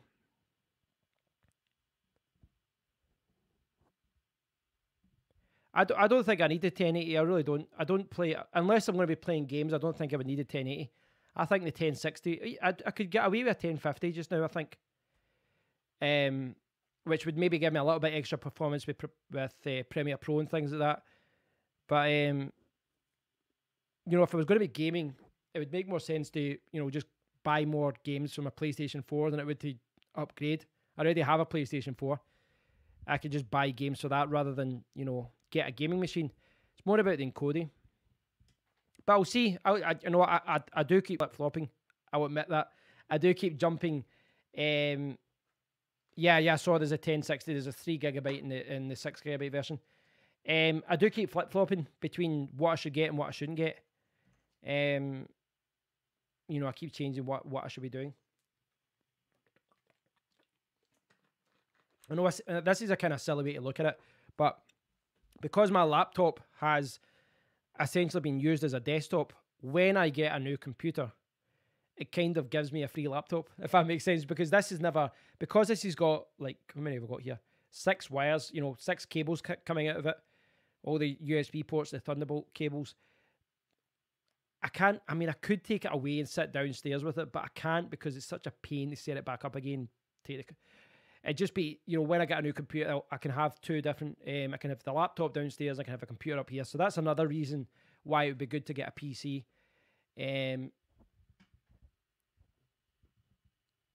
PC Master Race far better than PS4 and Xbox One. I think they both have their place. I think they both have their place. You know, when I was sitting with my friends, FIFA and things like that, you know, the PlayStation's great. But there's certain games that you just can't get on consoles, like the Civilization strategy games, like Command and Conquer and things like that. FPS games as well, you could argue that are better on the PC, like the new Call of Duty, etc. It's been that long since I've used a mouse though to play a first-person shooter game. I've been playing with the PlayStation 4 one. Well, not even the PlayStation 4, PlayStation 3. It depends on it though, you know, as far as a graphics point of view, PC is always going to be a couple of years ahead of consoles. Yeah, Dolphin, yeah, I know. Emulation's pretty impressive now.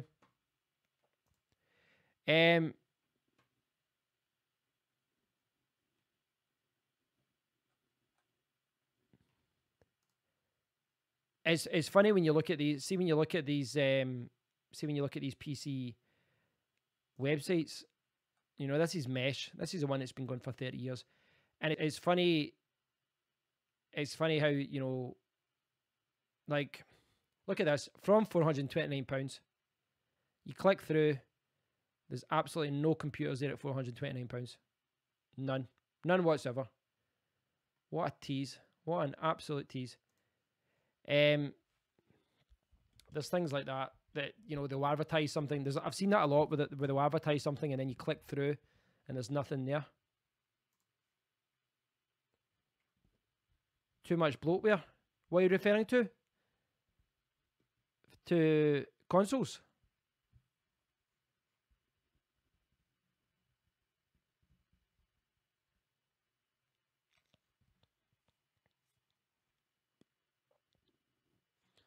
So I must admit, I like that case. It's quite funky. So is that. So there's definitely some deals there on the 7700, but from what you're saying there, you know, I wouldn't be able to upgrade the motherboard and all that. But I mean, I don't think that would be a major problem for me. Oh, to pre-built systems.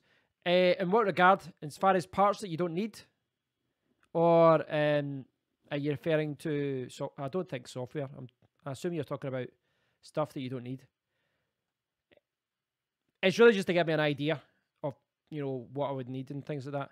I could look at you part picker. Where are you?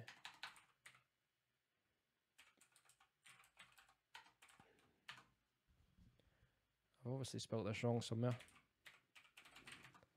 Part picker, PC part picker. That's why I got it wrong.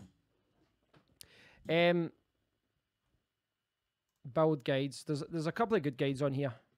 There's a Ryzen 5 one.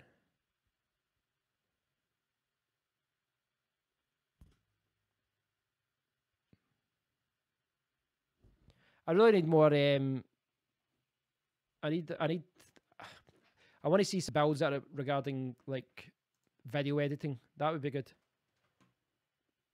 I don't know if there's a bit here. Is there? No, I don't think there is. Okay, it's £3,600 spent on a PC. Oh, it's insane.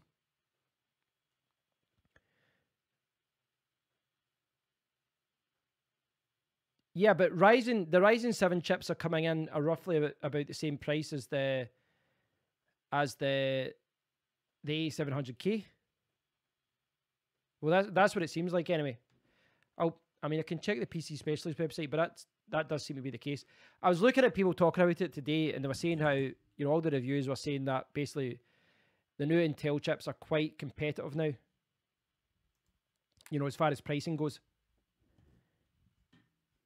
I do need to look into this more, though. I do need to, you know, kind of do more research.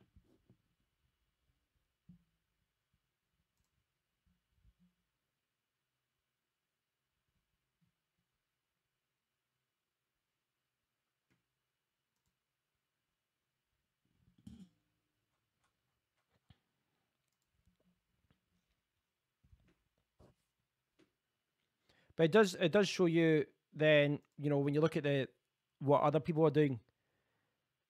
I mean, like that's not going to help me dual core. I'm going to need, you know, multiple cores. Multiple cores.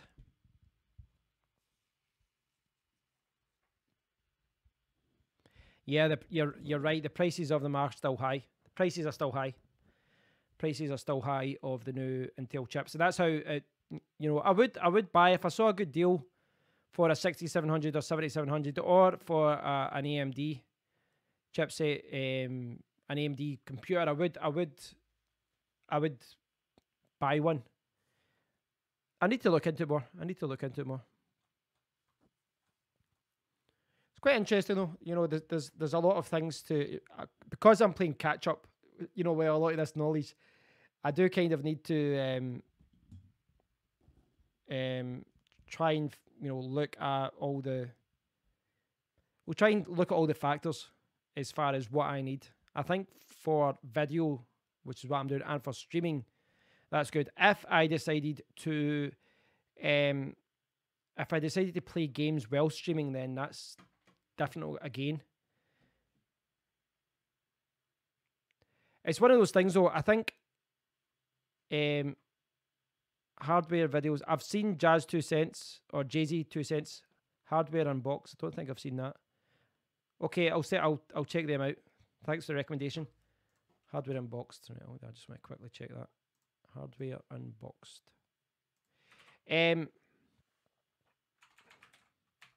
The thing is, right, I think everyone does this. I think, see when you're going to buy something, oof, that was so loud, I got a fright there. The trailer started playing a YouTube video. There's kind of like see when you buy a new PC, a new anything really, sometimes you pay more, well, you always pay more to get the newest thing. Like, so for example, I'm going to buy a new PC. A part of me thinks I'll get the 8700K. That's going to last me longer. It's going to, you know, I'm going to have it for longer. I don't have to worry about upgrading. This will do me for longer. But you're paying a premium for that, and it is kind of false economy, because I could buy something cheaper, and then 2 years down the line, the 8700K would reduce in price, and then I could upgrade. So there's all these things you kind of need to take into consideration, as far as, well, just as far as economy and things like that. And I don't know. I need to look at it more. I think there's a website. Was it Puget Systems? Have you heard of that? Puget Systems. I need to look at that. They've got a website that it shows you more about the like for video editing and things like that. They've got a kind of larger focus on that. I think it's Puget Systems. I think that's right. Puget Systems, is that right? So, custom builder. Right, is it this one? Ah, right. So, they look like they're just a company that sells PCs, etc. But they've got recommended systems. They've got a lot of information here about what would be, you know, I need to go through all this. I've not actually read this page yet. I need to go through and explains what's the best to get and all that. And it's got a Premiere Pro hardware overview. So it's got all the different performance, storage optimization. I need to go through and kind of read all that and get an idea of what I should look for, what's not important, and what is. As I said, there's a lot of gamers, and what they always say, you don't need an i7. An i5's do, you know, it will do, because the graphics card is going to do the majority of the work. But it's different if you're doing video editing. You know, video encoding it holds up. It holds me up sometimes. Like if I've got a long video, it can take an hour to encode, and during that hour, I can't, for example, record any videos. I can't live stream. I can't do other things, because all the CPU is working on the encoding.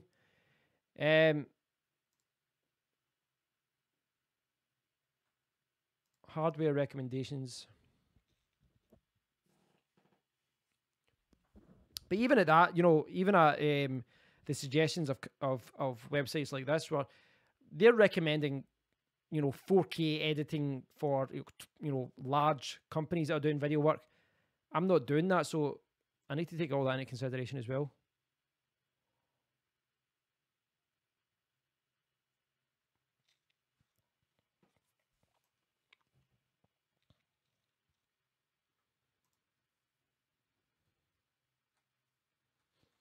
Yeah, so there's websites like that explain what you need.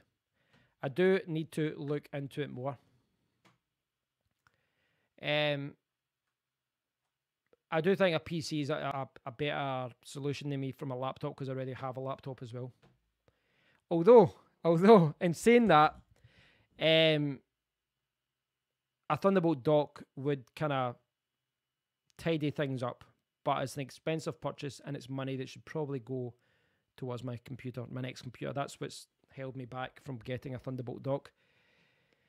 You know, it just makes more sense to go for the build that I want long term, even if that means waiting, you know, saving my money and waiting, getting the right build. So everyone that's watching, where are you all from? I'd like to get an idea of, you know, everyone is watching. Where's everyone from? It's always interesting, because sometimes, you know, I think I had a live stream the other week, and I think most people were from the UK, or the UK originally. But I don't know if that's just because of the time that I was streaming. Because obviously if I'm streaming at an earlier time of the day. Bicester, England. Where's Bicester? Never heard of that. Yeah, if I stream at a certain time of the day, Derbyshire. Oh, okay. I've got lots of good friends in Derby himself. In Derby. Went to quite a few Derby games actually because of it. Yeah, if I'm streaming at a certain time of the day, I think it's obviously, you know, more Europeans that would watch. But I don't know, because I'm a UK-based YouTuber and because I'm streaming from the UK, I don't know if like the whole recommended, I don't know how the whole YouTube thing works, you know, as far as recommended as where it pops up in people's, on YouTube, for example, where it pops up. I don't know. I assume it's maybe just, you know, showing it more to people in the UK rather than people in the USA, etc. Despite the fact that a lot of my videos are watched by people in the United States. Near Oxford. Okay. I'll get mixed up there. See when I said Bicester, I read Derby as if that's where Bicester was. Sorry, I get mixed up there, Evo. Yeah, I think I've said that to you before, Evo, that I've been down to Derby quite a few times. So Bicester's down Oxford. I've been there once. I did the bus tour thing as a proper tourist. Then got drunk with my friends. My friend was down there. He did a PhD down there, so we were down there for a weekend.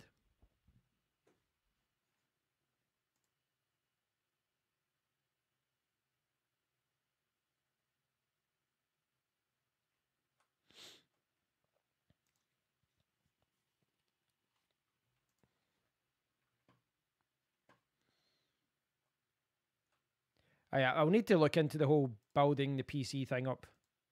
Maybe what I should do is buy the case, and then next month I'll buy the motherboard, and then the next month and then within 2 years I'll have a PC. I haven't set a budget yet. I need to. I've actually spent a lot. I've spent a lot of money recently on equipment. I spent a few. I've probably spent over 1,000 in the last couple of weeks. I think. Yeah, I have. I think I have. So yeah, I need to kind of watch my funds a little bit. But that's what I'm saying. If there was I don't know. I mean, I'm not want to get anything on tick, but if there was something that says you could pay it up 0% over a year, it'd maybe be easier to just go, you know, £100 a month rather than saving up.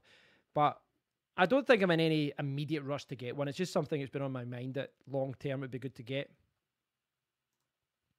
I'm kind of set though, as far as the 10% off they've got.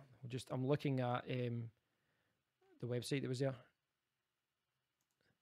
10% off weekend. Got a business PC. Let's see what that's got. This will be like a dual core or something, won't it? Oh, quad core, 7400. See, I've got no idea what that chip's like. 8 gig, 2 gig graphics card. 550. Yeah. It's not exciting me. Base specification. Would you have to add all your parts still? So you could upgrade. Yeah, this is when you add all the parts. That's the problem with these. That's the problem with all these configurator things, is they start off and you go, oh, that's not too bad, I could afford that. And you go, no, I'd want this. No, I definitely want that. No, that doesn't good enough for that. And then before you know it, your £500 PC has turned into a £2,000 monster. Yeah, I'm going to keep the Elgato Stream Deck. I bought it myself from Amazon. It wasn't. I mean, I get cheaper things sometimes, like tripods and that sent to me, but well, I got the keyboard sent to me as well. But I bought the Stream Deck. I bought the HD60S. I bought the Camlink. Yeah, I think you're right, Andre. I think you're right. Like at the prices that I've looked at, just making basic configurations. I mean, I could go higher, but I think to get the kind of CPU and all that I want, then I'd probably be looking at the 1200 mark. But again, the alternative is, here's the thing. A part of me, just from a kind of content point of view, just from my YouTube point of view, as good as it is doing the PC building thing, I love the idea of buying bargains off of eBay, like proper bargains, like old servers, things that people wouldn't even think about buying, like old Xenon servers, that now have Windows put in it that maybe look ugly, but because they're using these old CPUs that were designed for servers, they've got a huge amount of power, and you know most people wouldn't buy them because of that.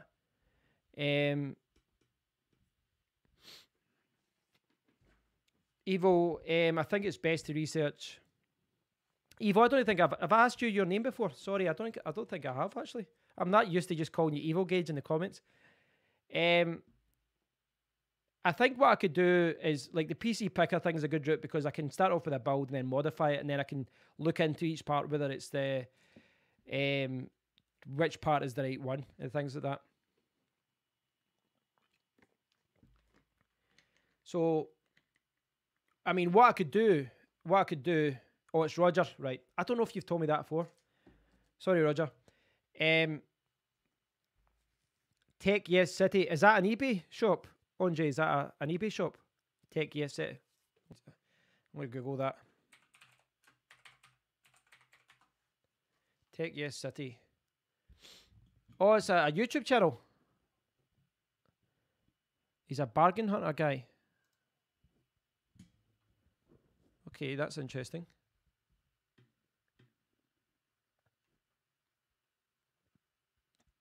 Right, hold on. Right, I'm gonna subscribe to that guy. I like the idea of yeah, I'll subscribe to him. I do need to that's the thing. I don't want to jump right in. I want to I want to find out more about it. Good recommendation on that, Andre. Thanks for that, because I'd like on his home page alone. In fact, I'll put it over to Firefox so you can see what I'm talking about. Then I'll use my Stream Deck, seeing as I bought it. I might as well use it.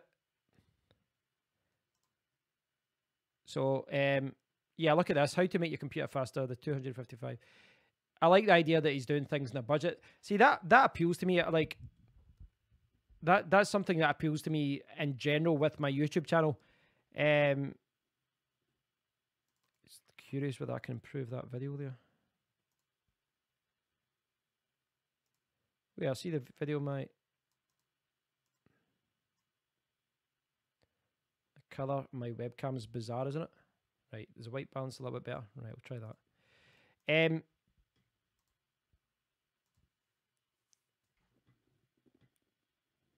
Shows what really works good. Yeah, I'm going to have to look into that. I do like, as I said, I do like the idea of kind of hunting for things on eBay. I like that idea. I like the idea of, you know, going onto eBay, searching for bargains, PCs and things like that.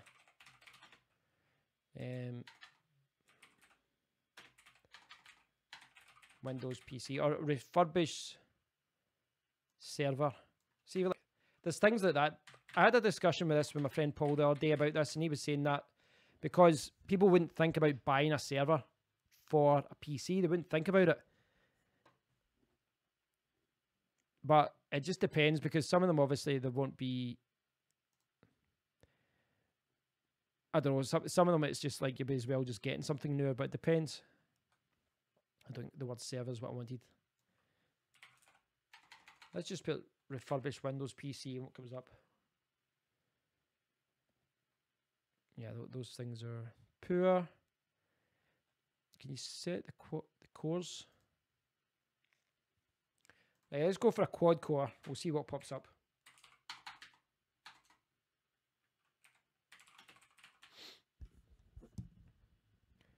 Yeah, you're right. With a bit of knowledge, like that's the thing. Once you know what you're talking about, like once you know what to look for, you can get a lot of bargains. But you do need to kind of get that knowledge in the first place.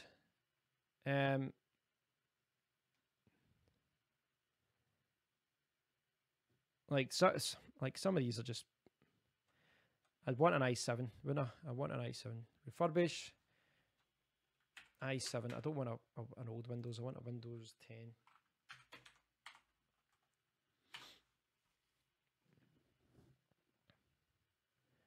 So there are some companies that just kind of focus exclusively on refurbishing computers and things like that and send them out. This one looks fancy. Purple gaming bundle. Right, what's this one? Oh, right, it's asking you to build it up. 16 gig memory. Let's see, we'll max it out. No, we'll go with that first. 2600, second generation. Right, I think that's a little bit too old. A second. Why would you stick a second generation i7 into a brand new case? It just seems a little bit weird doing that.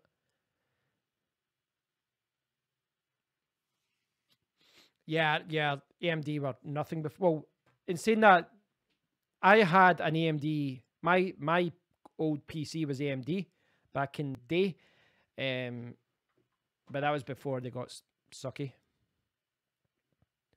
But there's look at this. There are a lot of kind of bargains like this on eBay. Well, they seem to be. What is the? This is an i7. I don't know what generation it is though. I see this well service Kelsis. I've seen they sell a lot of things online, a lot of refurbished. i7 2600. Let's just out of curiosity, right? We'll compare what you think. i7 versus 8700K. Let's see what we get from the user benchmark. So it is a lot slower. Maybe not as much as you would think though, because like maybe a little bit. Right, so in fact, let's do a comparison between 6700 HQ. That's what's in my laptop right now. So HQ on the left, 2600 on the right. They're nearly identical. They are nearly that's the thing. It kind of surprises you.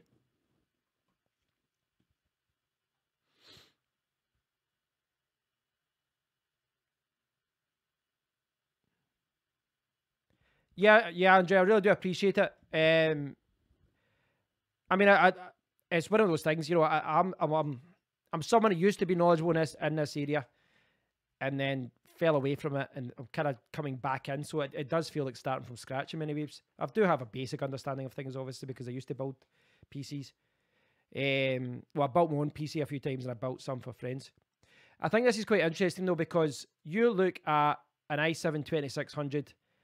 And it looks like an absolute terrible CPU. It's the second generation, but I have what is a very modern laptop, one that still retails over thousands of pounds, very expensive, and it's pretty much the exact same performance. It's mad, isn't it?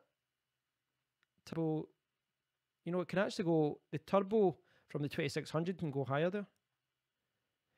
This is the thing. It kind of. I don't know. I mean, that's really blown my mind a little bit, if I'm honest. I mean, from 16 gig of memory, let's see how much I could put the price. Say we stick an SSD in and a 1050 Ti. So there's a 586. It's just one of those things, though. At that price, would better just stick another 400 towards a better one. But I reckon there will be bargains as well, just by used, not refurbished. Just by people selling their own laptops, like their own computers. For some reason, that didn't come up with many.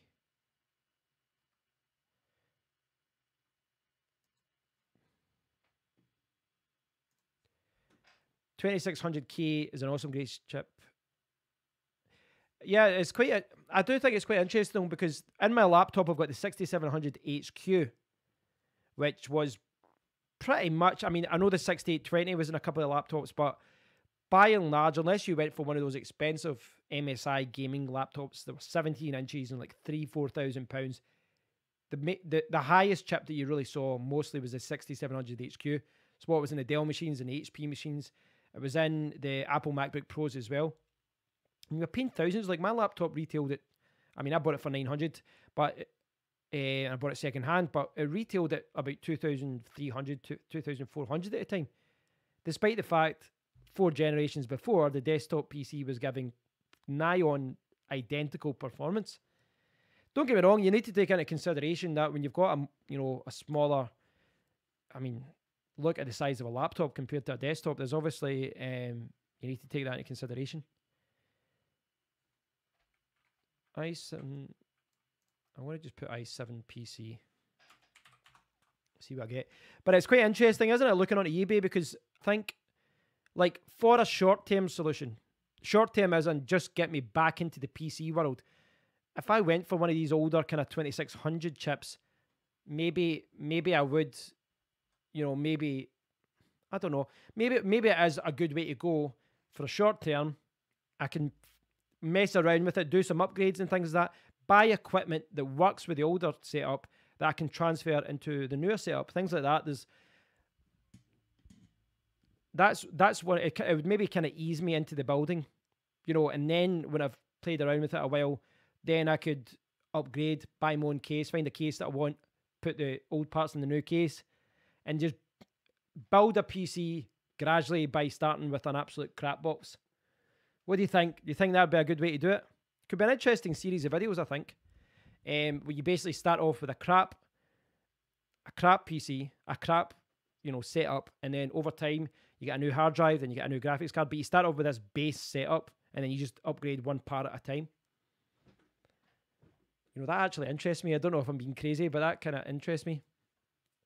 It would be one way to do it. So what you said, that was a 2600, wasn't it? The i7 2600.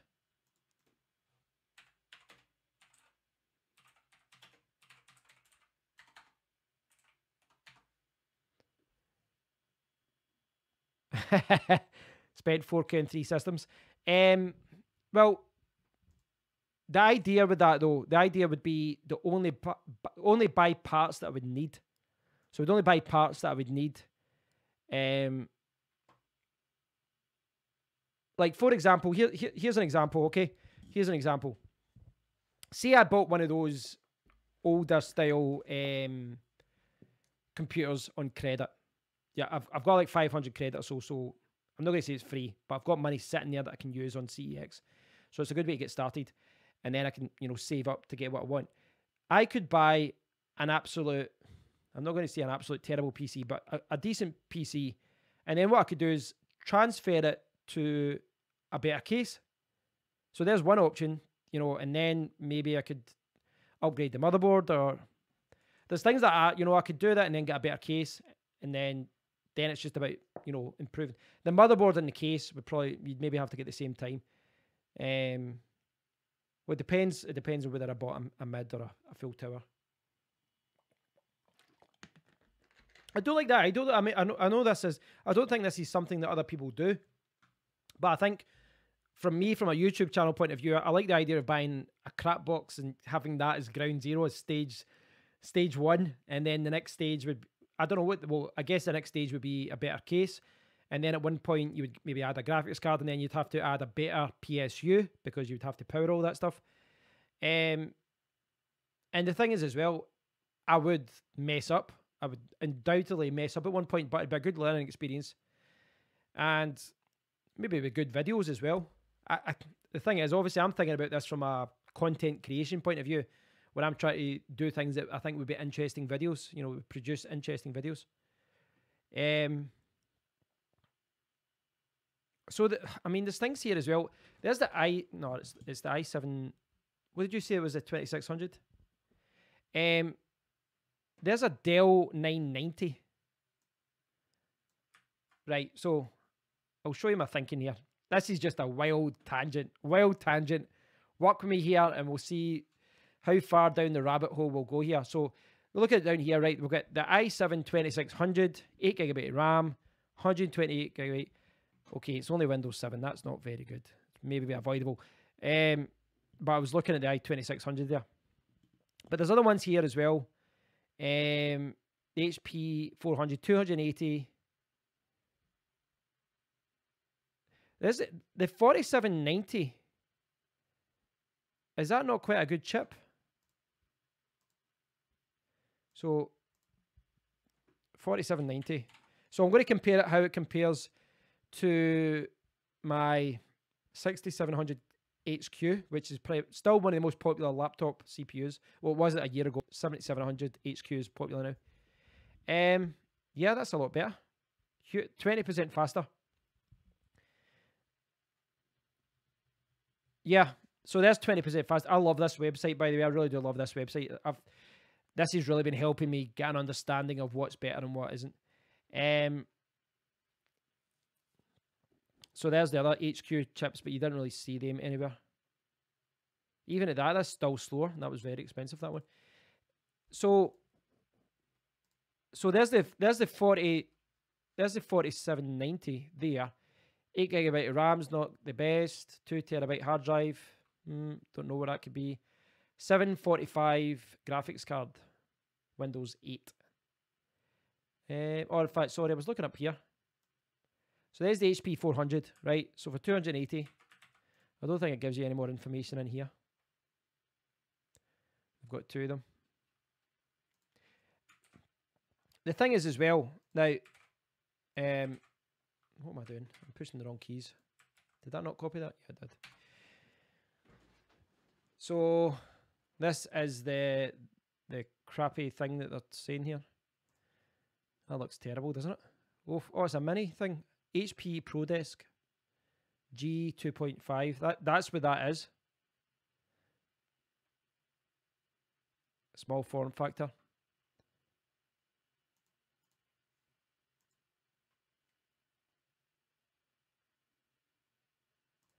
Sometimes the information on the older, yeah, the key versions seem to be a lot better. DDR3 RAM. That's the see the one I was talking about earlier, Andre. See the one that was, what do you call it? The HP 800 one. The reason I was looking at that is because it had the DDR4 RAM. That's the one thing that kind of interested me on that one. But there's a lot of other laptops, a lot of desktops there that I could use. Yeah, I don't like the look of that one.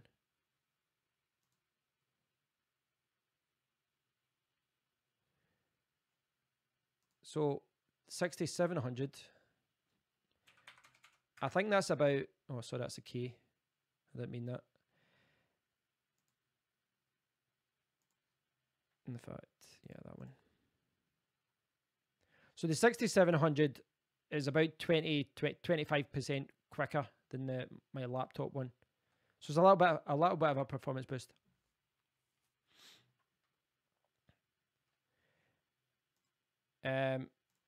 So what do you think? See this? No problem, Andre. No problem. Thanks for your help. I really do appreciate your suggestions on this. I was just going to say there, the HP 800 one, that could be a good shout because it's got 16GB of DDR4 RAM and a decent SSD. So from a longer term point of view, I wouldn't have to upgrade as many things moving forward. I could even strip out a lot of that and just put it into a new case, you know, and then start upgrading from there. That'd be one option. Thanks, Andrea. I do appreciate your help on this.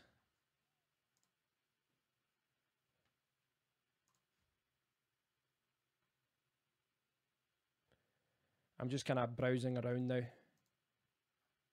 There are a lot of bargains on eBay though, but it's just getting the best bang for your buck.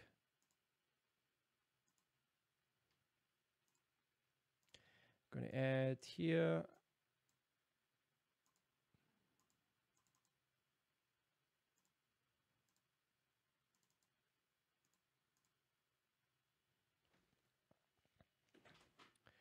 Yeah, there's a lot out there.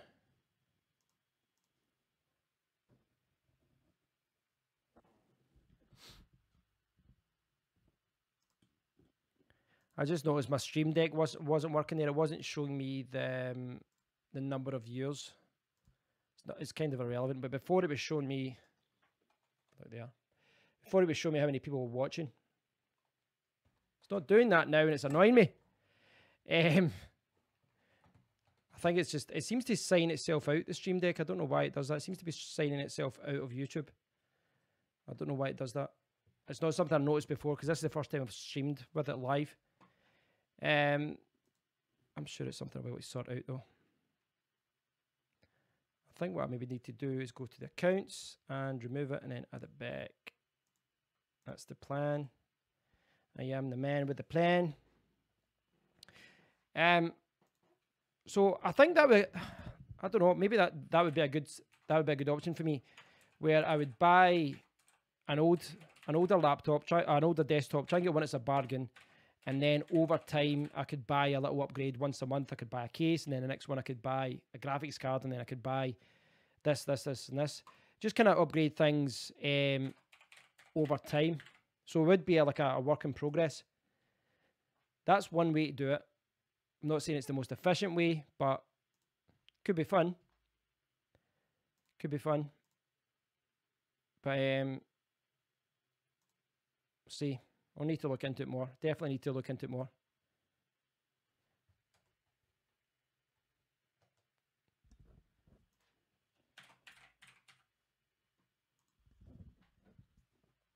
The eBay thing's quite interesting though. You do see a lot of companies just selling refurbished PCs, but like, I don't know. I think when you added the graphics card and all that in here, it doesn't seem to be as much as a bargain as it first looked. You know, I think when you're adding in a lot of parts and you start, like, that's 400, and then you want 16 gigabyte. You'd have to kind of keep it minimal, like pick the lowest each one. So yeah, so that would be 400. So that'd be an 8 gigabyte one. You know, and if you want the better graphics card, puts up another £80, 480. I guess if you're just looking for a basic gaming PC, it's not that bad. Obviously, it's not for what I need. Obviously, I'm looking for more cores. Well, that is this is a 2600, isn't it? What was this one? So that's actually, is that not quite a decent case? So right, this is for, wait there, i7 2600, £560. I think, I don't know, at that price I reckon you could get a better build and you could get one new. Yeah, if I wasn't gaming, yeah, doesn't seem to allow me to. Oh, there it's there. If I wasn't gaming, then that wouldn't be a concern at all, I don't think. It can help though. It can help with the video editing, but not. I still think the CPU is the biggest thing. The laptop that I've got is a Quadro. So we say M2000. Right, I've actually got information about this somewhere on my laptop. If I can find it, I'll show you exactly where it is. I think it's in the NVIDIA. There's a NVIDIA page control panel thing. Let's see if I can find that out. Where is the NVIDIA control panel? Load up. Okay, what have I got? What have I got here?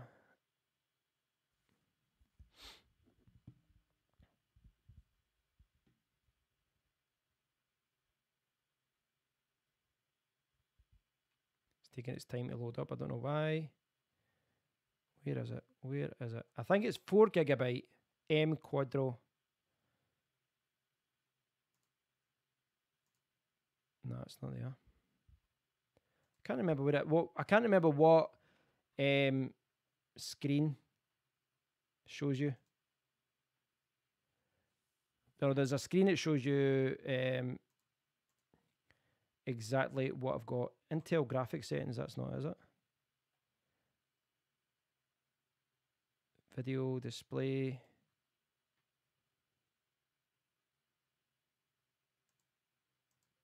Oh, I don't want to be messing about with monitor settings when I'm doing a live stream. That's just a recipe for disaster. I think it's M2000 Quadro with 4 gigabyte or 2 gigabyte of RAM. I think. See, with things like this, so I would always look at it as how much are the parts individually to get a better idea of what it would be like, you know, how much of a bargain you're actually getting or not. So, for example, here I would, you know, the case is probably one of the most attractive things about this build here. What case is it? What's right? So you can break it down. Brand new gaming case, right? That's good.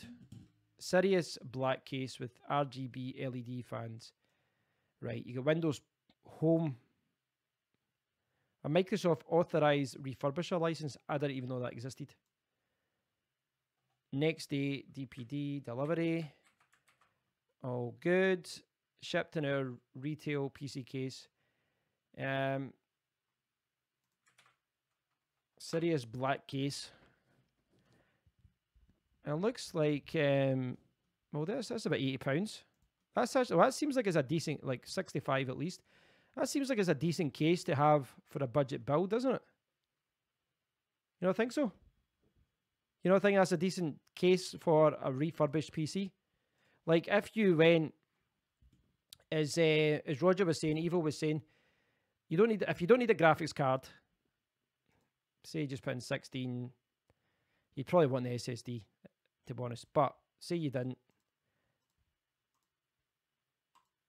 Is that seems to be... Do you notice that even if you add the SSD, it's the same price. So that's 400, 16 gigabyte of RAM, the older PC, and that case for 400. Someone in Scotland selling it by the looks of it. Dumfries and Galloway. That actually, yeah, it does look okay, doesn't it? Like, I'm just taking into account the fact that like, see with all these older PCs that are on CEX, they're all, you wouldn't use them again. Like the old cases, they're all, you know, there's crappy cases designed by HP or whoever. But that looks like a decent case you would actually use again. So that's there. That looks nice, doesn't it? Granted, you know, I've not been looking at cases much recently, but it looks like a fairly decent build.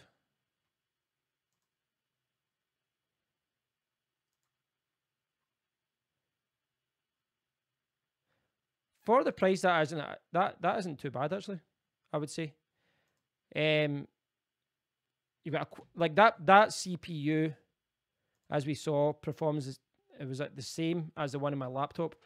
But I just, you know, you're getting a terabyte hard drive, 120 gigabyte SSD, 16 gigabyte of RAM. Imagine the RAM's DDR3 though, isn't it? Doesn't say here, does it? It will be DDR3. It won't be 4. Yeah, it'll be DDR3. So the RAM will be older. Doesn't say the motherboard, does it? You would have to ask about the motherboard and things like that. You'd have to ask about the motherboard. There are bargains out there, but really, £400, that would be a good starter. You know, that's not a big... I don't know, there's just something about spending £1,200, £1,500 on a new PC that makes you think, oh, you know, should I be buying this yet? But 400 is an easier buy, and it's something that you could buy and then, you know, down the line, just keep upgrading. And it would kind of ease me into this whole, you know, PC building thing. I definitely need to look into that more, guys. I think it's an interesting subject. It just shows you there are bargains out there. So, who's this seller? Let's see who this seller is. Where is he? See, there's a lot more down here. Ultra fast gaming computer. There's other ones by 2600. There's a Radeon 3. So it seems to be like, I think the case in this one is pretty good. You know, that looks, the case doesn't look as good, but it's the same. Seems to be the same. No, that doesn't seem as good a deal to me. That one seems like a good deal. I don't know who that seller was. I didn't see that at the top. Where is he? Where is he? There's there. See other items. So he seems to be doing a lot of these kind of refurbished computers. He's got lots of different cases there as well. So you could probably pick the case that you wanted. There's probably a lot of different ones. Here's ones here as well. Definitely something for me to consider. Maybe I'll explore this another day in another video.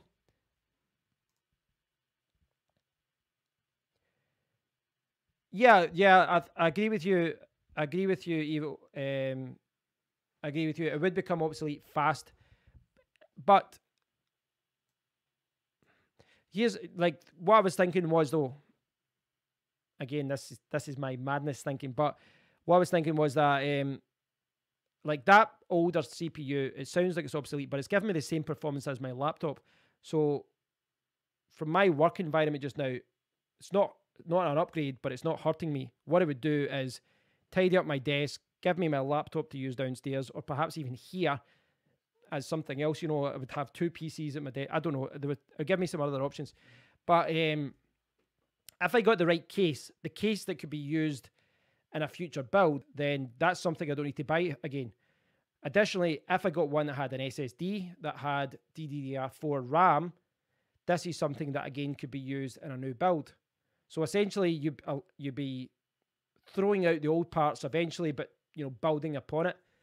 I don't know if that's maybe a silly way to look at it, but you know, down the line, if you could, you know, at the end, if you just have to replace the motherboard and the CPU a few years down the line.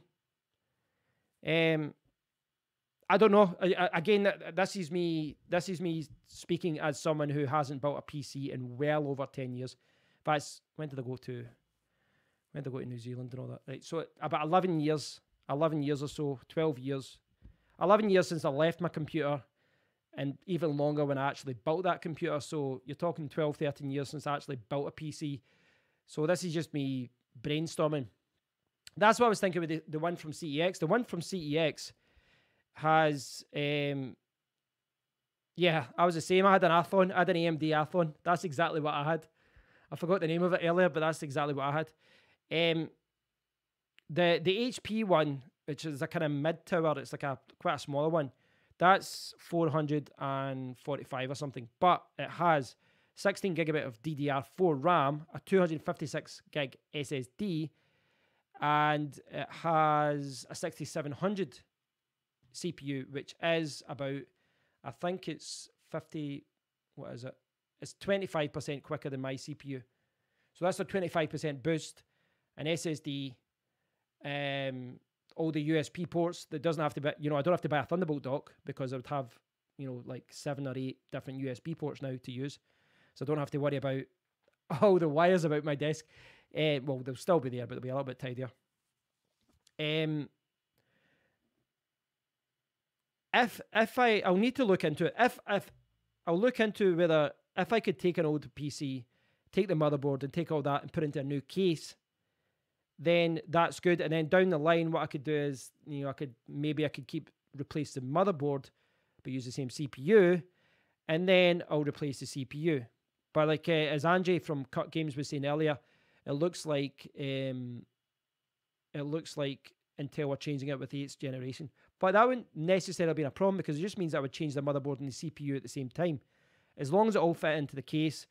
As far as, you know, if I go out there, I need to actually buy some hard drives. I've been backing up my YouTube files. I don't know if I need to or not. I've been backing up all the files that I've been using. But I like more storage. That would be, and you know, like a 3.5 inch bay is easy, 4 terabyte for £100 or something. I'm just trying to think. I'm just blabbling away here, but I think if you can buy something that you can keep onto and just strip away the stuff you don't need over time, and just thing as well, when I strip an older PC, I can just, you know, I could sell on some of the stuff that I don't need, whether it be RAM or that. You might not get a lot of money for it, but I don't know. I need to look into this more. I definitely need to look into this more to see if this is a viable option. Food for thought. Definitely food for thought. Yeah, I mean, there's that many old PCs and that there. The good thing about, when it says custom build on something like this and you don't know what's being used, you don't know what RAM has been used and all that kind of thing. But when it's a brand name like HP or, whoever, Dell, you can actually Google it. You can check reviews. You can see what, whether they've used good parts or not. I don't know. It's something about looking at. I like that idea. That company that's selling that one. I like the idea. I like the fact that he's putting all these older computers into a new case. I think that's quite an interesting way to do it. I can see what he's doing with his business model. He's putting in an older graphics card, which you'll probably pick up cheap. Fair enough, and you'll get a new case. So you're putting all these older parts into a new PC, into a new case. Sorry. And then setting it up so that it's all set up for someone. It's quite interesting, though. I think I can see why. I can see why something like this would be successful.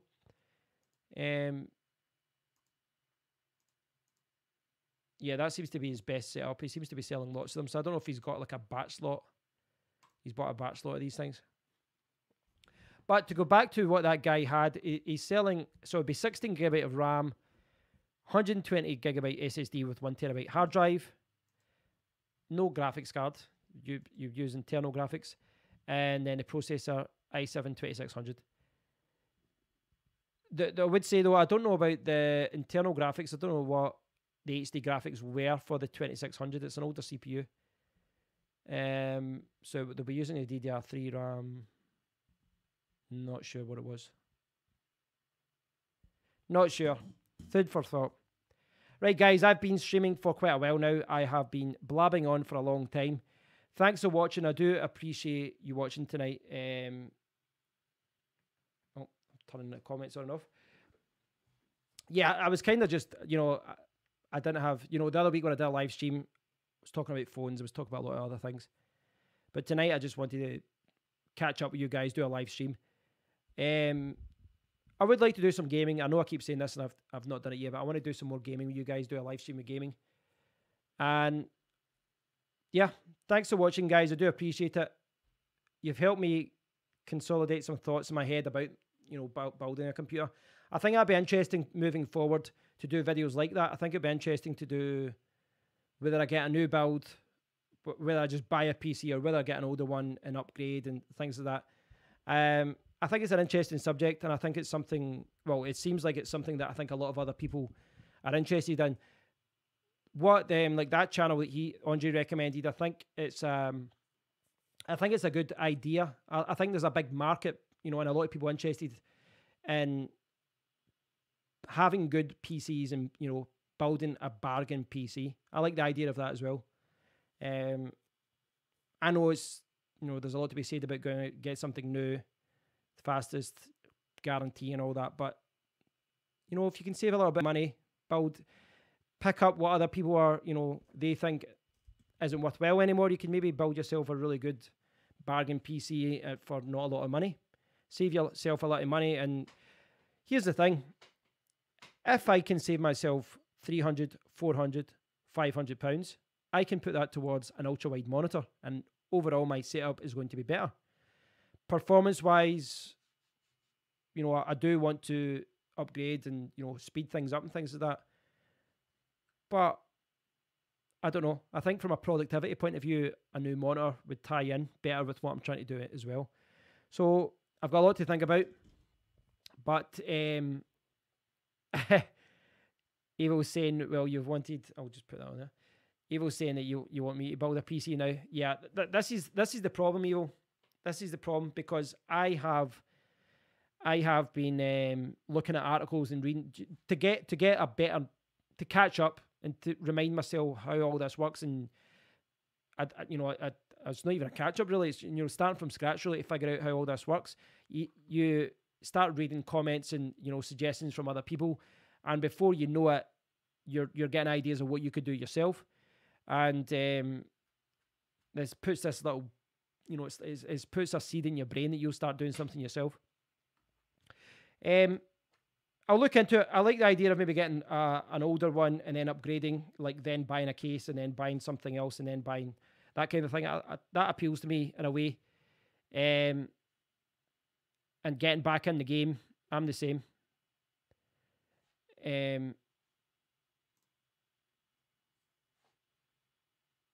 Yeah, so that is a part of it. I'll think about it anyway, guys. I've been buying a lot of equipment recently to help do live streams like this better. But I'd like to do more tutorials and that for you guys as well. I think it's an interesting subject.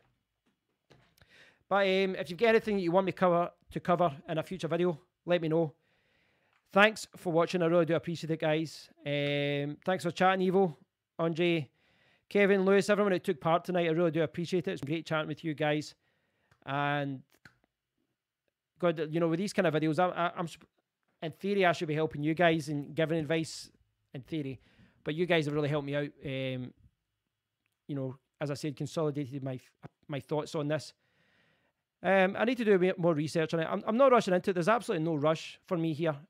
My laptop does work. You know, I don't have a slow laptop, so I don't think it's something I need to rush out and get. I'm going to take my time, figure out what I want, figure out what I need, and then go from there. Thanks for watching, guys. I do appreciate it. It's been great. And I'll speak to you all very soon. Take care, guys. Thanks, Evo. Roger. I'll remember your name for next time.